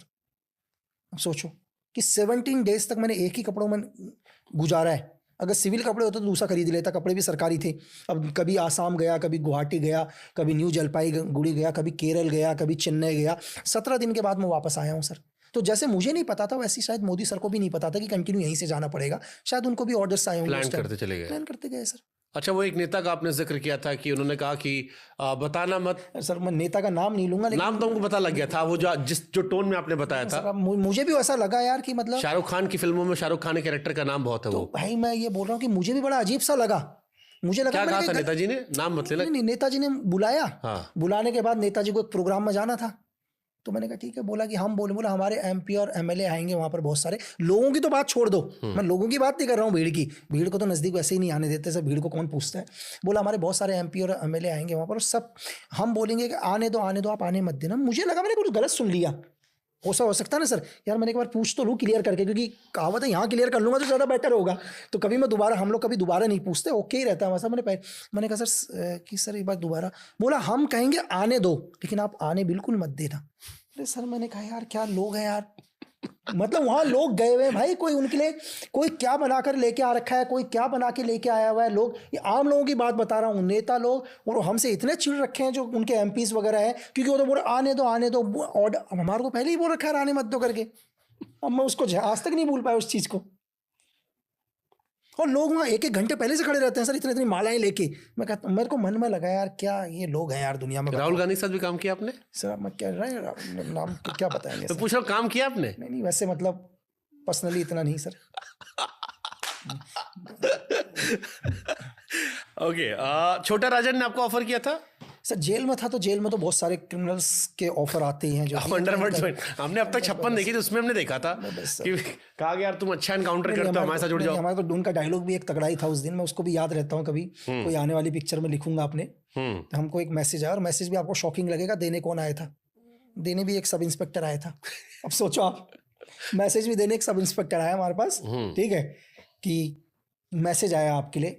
तो मैंने कहा किसने दिया है? तो बोले सेठ ने दिया। तो सेठ तो कोट हमारे को पहले से ही पता था सर, सेठ कोट अब्बा सब। तो बोले कि सेठ ने बोला है कि जो बरगद का पेड़ होता है उसकी छाया भी बड़ी होती है, और वो आपको आंधी और तूफान में दोनों से बचाता है। तो बरगद का पेड़ कौन है करके, और उनकी छाया में रहो। मैं उसको देखा, एसआई को भी देखा और उसको भी ध्यान से देखा, और मैं क्या बोलता। मन नहीं कि प्यार से। अरे सर मैं अभी तो खुद ही जेल के अंदर था, वैसे माहौल मेरे लिए ठीक नहीं था, वैसे कुछ एक गवर्नमेंट नाराज हो रखी थी तो। ओके, बॉलीवुड में भी आपको काम करना, कितनी फिल्में आने हैं लकी बेस्ट के ऊपर? सर देखो अपनी लाइफ किताब तो 2 आ गई है, रॉ हिटमैन और 1 और 2 सीक्वल, इस दोनों बुक के ऊपर जस्ट लोगों को देखने को मिलेगी। और मेरी लाइफ के ऊपर एक खुद ही एक स्नैपर के पॉइंट ऑफ व्यू से भी एक मूवी आ रही है जिसका स्क्रीन प्ले में काम चल रहा है, वो भी एक बड़े डायरेक्टर कर रहे हैं। मतलब अगले 5 साल देशभक्ति की सारी फिल्मों का कॉन्ट्रैक्ट आपको मिल गया? सभी सोचा है सर कि मैं दुनिया को पहले ही बॉम्ब की सीरीज दिखाऊं, या मैं दुनिया को वो दिखाऊं जो लोगों को देखना चाहिए। तो भी 3-11 एक प्रोजेक्ट लॉक है ऊपर वाले की दया से सर।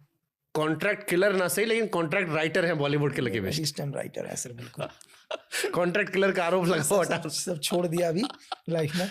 सिर्फ अभी भी बहुत सारे एक दिन। कौन से एक्टर हैं जो आपकी फिल्मों में काम करने? कुछ तो आइडिया, आप तो प्रोजेक्ट का आइडिया हो गया होगा सर। एक शायद अभिषेक बच्चन सर करेंगे, एक में शायद धनुष सर भी करेंगे, आपके रणदीप सर भी कर सकते हैं, उनके साथ भी बात चल रही है। एक में आमिर खान प्रोडक्शन के साथ भी चल रहा है। अब ये देखते हैं कि उसमें आमिर खान सर खुद ही एक्ट करेंगे या ओनली प्रोड्यूस करेंगे, वो डिपेंड करता है पूरा का पूरा स्क्रिप्ट आने के बाद।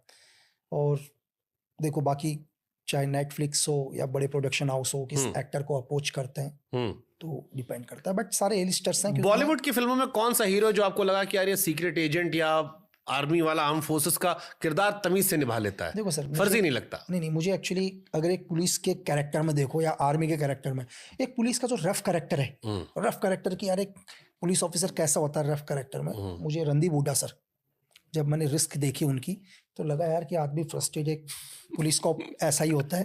या जब मैंने आर्मी ऑफिसर के रोल में देखा कि एक आर्मी का जो एक कर्नल कितनी टेंशन में रहता है कई बार, क्योंकि मैंने बहुत सारे अपने सीनियर्स के साथ रहा हुआ हूँ, तो जब मैंने एक थोड़ी जमीन पिक्चर देखी, अजय देवगन सर का एक लुक लगा कि यार ये उस है उस टाइप के करके, तो ये मुझे लगा। एक सीरीज हम क्या देखिएगा, पाताल लोक देखी मैंने सर, पुलिस वाले का देखी पाताल लोक। वो परेशान कि एक मतलब हाँ कि मतलब एक मतलब कि एक जैसे जयदीप अहलावत ने जो कैरेक्टर किया, कमाल की मतलब एक देन की यार एक कैरेक्टर जो पुलिस का एक परेशान कैरेक्टर की लाइफ में। बिल्कुल। शास्त्री जी की जो घटना थी, कई लोग कहते हैं कि CIA ने वो किया था, आप लोग सीक्रेट सर्विस में रहे हो, फर्स्ट साइट सुनकर आपको क्या लगता है एक्सपीरियंस से कि उनको CIA ने मरवाया था? सर मुझे लगता है सर, देखो कि मुझे 90% अगर मेरे से आप पूछो, मेरे पास कोई एविडेंस नहीं है। मैं कहता हूँ चाहे अपने शास्त्री गट फीलिंग की बात कर रहा हूं, फीलिंग में कहता हूँ, चाहे शास्त्री जी हो चाहे होमी बाबा हो, इन सबके पीछे CI का ही हाथ है सर। वो नॉर्मल प्लेन क्रैश भी नहीं था सेकंड, अगर आप होमी बाबा का बोलो तो मैं कहता हूँ कि अगर आप उससे पहले देखो तो उन्होंने क्या बोला था सर कि हम 1 साल के अंदर हम भी परमाणु शक्ति बन जाएंगे करके, उनका एक स्टेटमेंट था सर। और मैं यही नहीं कहता हूँ, मैं कहता हूँ इस दुनिया के अंदर जो भी बड़े बड़े साइंटिस्ट को जो किलिंग किया जाता है उसके पीछे कहीं ना कहीं एजेंसी का ही हाथ है सर। कभी आप सुसाइड मान लेते हैं, कभी बोलते हैं कि फ्रस्ट्रेट में आके उन्होंने सुसाइड कर लिया, कभी क्या, तो कहीं ना कहीं किसी ना किसी एजेंसी का उसके पीछे हाथ रहता ही है। क्योंकि एजेंसी का एक और चीज़ है सर, किसी देश के ब्रेन को खत्म कर दो, उस देश की तरक्की रुक जाएगी सर। सर देश का ब्रेन कौन है सर? यही काम स्नाइपर का भी है। तो देश का ब्रेन काम भी एक साइंटिस्ट ही है ना सर, उस ब्रेन को ही खत्म कर दो सर। एजेंट के दोस्त से दुश्मन होते हैं? कभी कोई दोस्त भी नहीं होता सर। रिटायरमेंट के बाद भी नहीं, कोई ना कोई दोस्त ना कोई दुश्मन, नहीं तो सभी दुश्मन। तो जो साथ में आपके भाई लोग हैं ये सब, इन पे भी डाउट करते हो कभी? भाई लोग हैं सर अपने, तो अपने कई टाइम से साथ में ही है अभी भाई लोग, तो इसी से पूछ रहा हूँ, दोस्त दुश्मन डाउट होता है इन पे भी कभी? नहीं भाई का भी सिक्योरिटी चेक वगैरह है कंप्लीट सर, डेफिनेटली। कब किसकी नीयत कहाँ पलट जाए इससे समझ में आ जाता है। मैं आपको एक कहावत बताता हूँ छोटा सा, आप मेरे साथ डेली बैठ रहे हो सर, हाँ, ध्यान से, मुझे आपकी बॉडी लैंग्वेज डेली का पता है। एग्जाम्पल के लिए आपका चेहरा कैसा, आप कैसे हंसते हैं, कल क्या है, आप मुझे नुकसान नहीं पहुंचाना चाह रहे, लेकिन आपको पता चल चुका है कि लक्की बिस्ट आज नहीं बचेगा, ध्यान से सुनना सर, लेकिन आप वो हित आप नहीं चाहते, लेकिन सामने वाले ने बोल दिया भाई तुम चुप रहे ना, आप डायरेक्ट इसमें इन्वॉल्व नहीं हो, लेकिन आपको पता है आज वो वापस नहीं आएगा। आज आपकी बॉडी लैंग्वेज चेंज हो चुकी होगी सर, आप मुझे बता नहीं रहे होंगे, लेकिन मुझे आपकी आंखों में नजर आ जाएगा, आपकी बॉडी लैंग्वेज में कि आपका चेहरा कल वाला नहीं होगा। आप मेरी बात समझ में आ रही है सर? क्योंकि आज आपकी आंखें कह रही होंगी कि लक्की बिस्ट आज मैं तुझे आखिरी बार देख रहा हूँ, वो आपका चेहरा बोल रहा होगा सर मुझे। आप मुझसे जिस तरह से मुझे बाय करते थे, जिस तरह से मुझसे हाथ मिलाते थे, जिस तरह से मुझे लास्ट टाइम पर जाते हुए आज मुझे देखते थे, आपकी बॉडी लैंग्वेज मुझे पता चल जाएगी कि कुछ ना कुछ गलत मेरे साथ होने वाला है। बट इसके लिए बहुत कीन ऑब्जर्वेशन होना चाहिए। बहुत उसके लिए बहुत टाइम लगता है चीज़ें समझने में सर, बहुत। आप 10 आदमियों को एक साथ मूव करवा दो सर, उस 10 में से हम लोग बता देंगे इनका लीडर कौन है, उसकी बॉडी लैंग्वेज को देखकर कि ये लीडर है, बाकी इसके साथ काम करते हैं। तो इसी चीज के लिए सर मैंने आपको क्या बोला कि दुनिया का एजेंसी में अगर कोई भी एक एजेंट बना होगा तो उसमें कुछ ना कुछ बहुत अलग होगा सर। तो अभी जैसे मैं आपके साथ पॉडकास्ट कर रहा हूं सर, तो आपको कभी भी मुझे नहीं लगता कि आपको लगा होगा कि मुझे कभी गुस्सा आता होगा। आपने जितने भी अभी तक मेरे पॉडकास्ट देखे होंगे तो आपको कभी फील ही नहीं होगा यार मुझे कभी गुस्सा भी आता होगा सर, है ना। तो एक सज्जन व्यक्ति, मैंने क्या बोला सर, हमारा क्या है कि आप जिस डीएनए में जाओ उसी डीएनए के अंदर कन्वर्ट हो जाओ। एक एजेंट का है कि तुम जिस माहौल में जाओगे उसी माहौल के अंदर कन्वर्ट हो जाओ सर। एक व्यक्ति है शेर सिंह राणा, बिल्कुल बिल्कुल सर, आजकल आपको लेके बड़ी बातें कर रहे हैं। बिल्कुल सर, अभी कल भी एक न्यूज चैनल में वही चल रहा था सर, कह रहे थे लकी बिस्ट लंबी लंबी फेंकता है। मुझे बड़ा आनंद आ रहा था जेल में उसके साथ, जेल में उसको रोते हुए देखा मैंने, मैं मजा लेता था कि जाओ साथ में बैठूं कहानी सुनाएगा, मेरा भी टाइम पास हो रहा था। फिर एक दिन फंसा का डराया लोगों ने, मैंने कहा कोई नहीं हम मैटर संभाल लेंगे, इतना परेशान क्यों हो रहा है। बिल्कुल हाँ, मैंने एक पढ़ा सर, एक्चुअली मैं एक चीज़ देखो, मैं आसान शब्दों में एक चीज़ बोलूँ कि जो एक एसएफ का बंदा होता है ना सर, स्पेशल फोर्स का बंदा, मुझे नहीं पता उनकी एज कितनी है सर, आई थिंक जब मैं पढ़ूंगा शायद मुझे पता चल जाएगा, 40-45 साल। उन्होंने अपने पूरे जीवन में अभी तक जब से वो पैदा हुए होंगे ना सर, उन्होंने अपने पूरे जीवन में उतना पसीना नहीं बहाया होगा स्पेशल फोर्स का बंदा जितना एक दिन में बहा के आता है सर। अगर एक दिन की जब उसकी ट्रेनिंग स्टार्ट होती है ना, सुबह 4 बजे से लेकर रात को 1 बजे तक, जब वो पसीना निकालता है तो शायद इन्होंने उतना पसीना आज तक नहीं निकाला होगा जितना वो पसीना एक दिन की ट्रेनिंग में निकालता है। और एक एसएफ के बंदे को ये पता होता है सर कि वो जिस ऑपरेशन में जा रहा है या जिस एनिमी को किल करने जा रहा है वो वहां से वापस आएगा नहीं आएगा, तभी गाने गाते हुए जाते हैं मजे से, बिल्कुल हंसते हुए से, फुल एंजॉय करते हुए, टेंशन लेके नहीं, बिल्कुल मजे करते हुए सर, फुल। तो आपको क्या लगता है सर कि जेल के अंदर या कोई भी क्रिमिनल, कोई भी एक एसएफ के बंदे को डराएंगे सर? मतलब जेल का जो सबसे बुरा दिन होगा ना सर, जो मैं 4 साल जेल में रहा हूँ, जो जेल का सबसे बुरा दिन वो एसएफ में या ऑपरेशन में, एजेंसी में मेरे सबसे अच्छा दिन रहा है सर। वो मेरा बेस्ट दिन था, जो वहाँ का सबसे बुरा दिन था।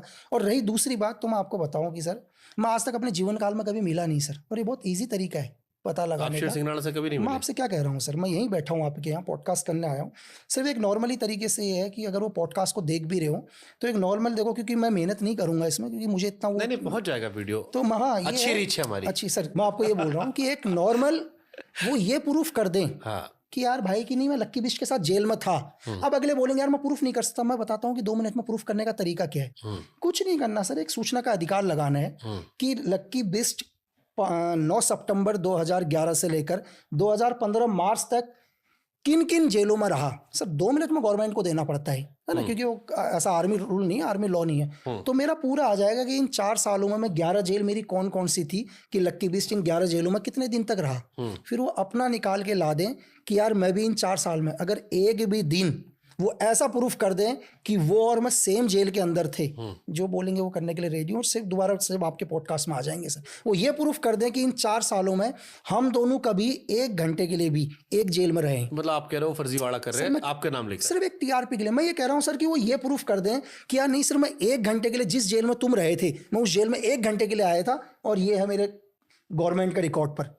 तो जो कहने के लिए मैं सेम आप ही के पॉडकास्ट में आ जाऊंगा सर फिर। ठीक है, अच्छी बात है, आप चैलेंज कर रहे हैं। कभी मुलाकात उनसे हुई नहीं तो वीडियो के माध्यम से तो पहुंचा नहीं जाएंगे। डेफिनेटली। अब एक आम सवाल, जाते जाते आखिरी में हम आ गए।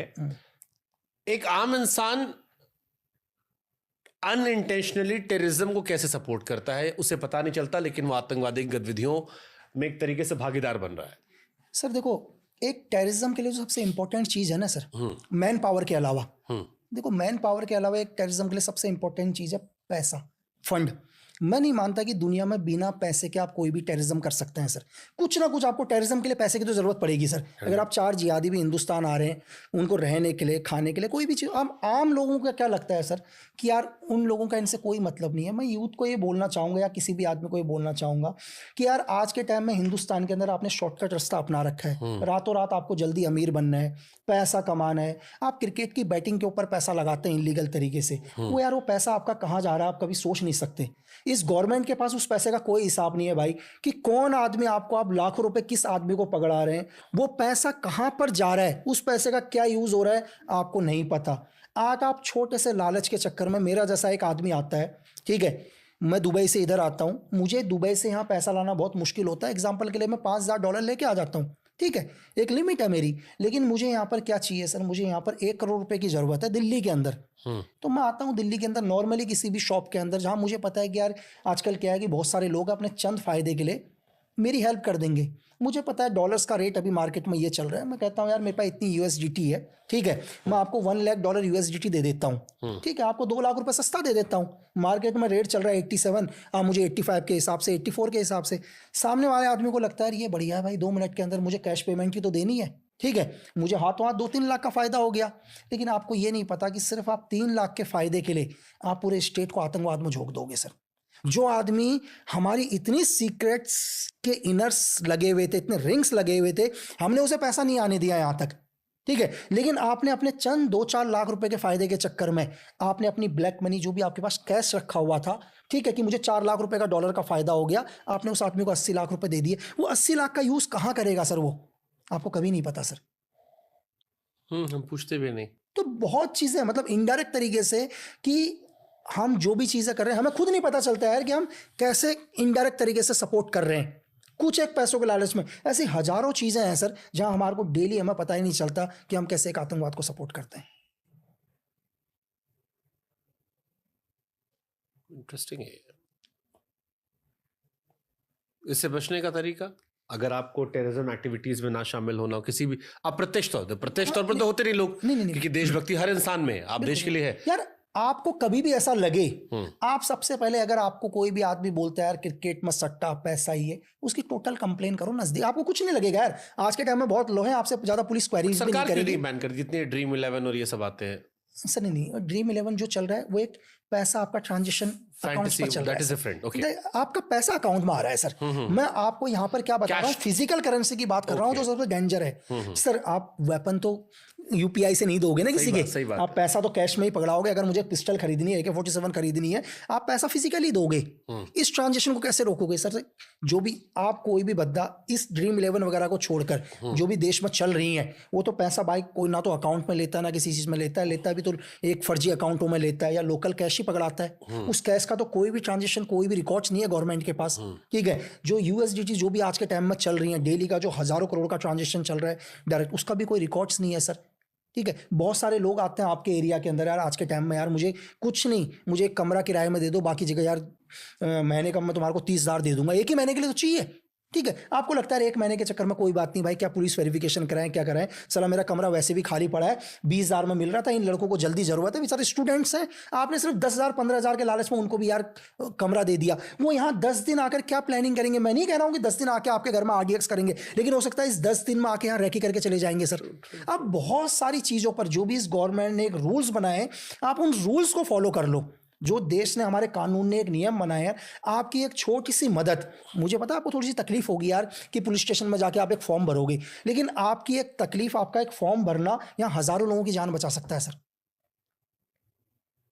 अच्छी बात, मतलब नियम कायदे कानून अगर नियम सस्ते फायदे महंगे नुकसान की वजह बन सकते हैं। ठीक है, एक फिल्म हमने देखी थी जाते जाते, दिल जले सर। उसमें अमरीश पुरी साहब का एक डायलॉग था, आतंकवादियों की प्रेम कहानियां नहीं होती। देखी पिक्चर आपने? देखी सर, देखी, जब मैं छोटा था, स्कूल लाइफ में था तब देखी। सीक्रेट एजेंट्स की प्रेम कहानियां होती हैं सर। लकी बिस्ट की प्रेम कहानी है? अरे सर कहाँ, मैंने आपको बोला ना कि एक ने इतना, अरे एक जहां तो कट गया आपका, वो तो उस टाइम जेल वेल गया, अब तो अच्छे दिन आ गए ना। अब तो दिन सही आए, लेकिन सर थोड़ा सा ट्रस्ट आने पर भी एक नॉर्मल लाइफ में आने में थोड़ा सा टाइम लगेगा। अरे तो अब तो दुनिया में दिख रहा, अब तो पता है आप कौन हो क्या हो, अब तो नहीं बताना पड़ा कि एयरटेल में नौकरी करते हैं। नहीं, मुझे तो पता है, उसको तो पता है, मुझे नहीं पता सामने वाले का सर। अभी कहीं अफेयर नहीं चला? नहीं, मुझे मतलब मैं आपसे क्या कर रहा हूँ कि सामने वाले को मेरी पूरी हिस्ट्री पता है कि भाई इसने चलो सिगरेट सर्विस छोड़ दी, डिफेंस छोड़ दी है, अब ये कुछ नहीं करता, लिखता है, नाम आ रहा है, चीज़ें मेरे बारे में आपको सब कुछ पता है, लेकिन आपको दूसरे वाले के बारे में नहीं पता। आपको कभी अच्छा नहीं लगा या अच्छा लगा लेकिन डाउट में हो क्या? ये जहाँ पर क्या होता है सर, मैं आपको बताता हूँ, अच्छा लगने के बाद भी जहाँ थोड़ा सा डर होता है तो अच्छा थोड़ा दब जाता है नीचे। ओके, वो डर की वैल्यू थोड़ी सी ऊपर हो जाती है। इन दो भाइयों पे भरोसा है लेकिन इनकी भौजाई पे भरोसा नहीं। ये any plan to get settle down? हाँ, थोड़ा वक्त लगेगा सर, थोड़ा पिक्चर हिट हो जाए, थोड़ा एक अच्छा मेकर बन जाऊँ सर, एक फिल्म, अच्छा फिल्म। यहाँ से आगे क्या, प्रोड्यूसर बनना है? जैसे एक अच्छा राइटर, एक अच्छा डायरेक्टर, एक अच्छा फिल्म प्रोड्यूसर सर। चुनाव ना अभी कभी? नहीं सर, पॉलिटिक्स से दूर सर, हमेशा पॉलिटिक्स कभी नहीं सर। होम टाउन आपका उत्तराखंड ही है? उत्तराखंड पिथौरागढ़। ये सच है कम से कम? हाँ, पिथौरागढ़ सर। नाम सही नहीं है? नाम सही नहीं है सर। थैंक यू लकी विस्ट, आपसे बात करके मजा आया, बहुत सारे सवालों के जवाब हमने लेने की कोशिश की। Thank you sir. कोई रिग्रेट लाइफ में? अभी एक तो बताया था कुछ, अच्छा चलो एक लास्ट सवाल सर। सबसे बड़ी कुर्बानी क्या थी लाइफ में? कहते हैं ना कुछ पाने के लिए कुछ खोना भी पड़ता है, सफलता कुछ ना कुछ छीन के जाती है, तो क्या छीना आपसे? सर अपनी लाइफ के अंदर जब भी अभी मैं याद करता हूँ पीछे, मुझे लगता है यार कि देखो, अपने कोई दोस्त नहीं ज़्यादा लाइफ में। जैसे मैं सुबह स्कूल में था, 11th में चला गया था, तो दोस्ती वहीं तक, ट्रेनिंग में रहा, 2-2.5 साल की ट्रेनिंग चली, दोस्त वहीं जो बने, फिर दोबारा हम कभी नहीं मिले। फिर जिस भी ऑर्गेनाइजेशन में रहा, वहाँ के कुछ एक दोस्त बने, फिर दोबारा उनसे कभी नहीं मिले। ऑपरेशन में रहे, कुछ के साथ कुछ एक दोस्त बने, कभी नहीं रहे। फिर उसके बाद कुछ टाइम के लिए NSG में आया, 11 महीने के लिए, 3 साल के लिए डेपुटेशन के लिए आया, लेकिन 11 महीने में चल दिया। कुछ एक दोस्त बने, फिर दोबारा कभी नहीं मिले। जेल में रहा, सोचा 4 साल एक जेल में रहूँगा तो दोस्त भी बन जाएंगे, वहाँ भी 11 जेलें ट्रांसफ़र करवा दी। कुछ एक दोस्त बने, कुछ एक फिर कभी मिले, कभी मिले नहीं। तो आज तक इसी चीज़ का है कि यार साला लाइफ में देखो यार पूरा सर्कल एक कैसा हो गया चीज़ें। सही। Thank you so much lucky, lovely talking to you.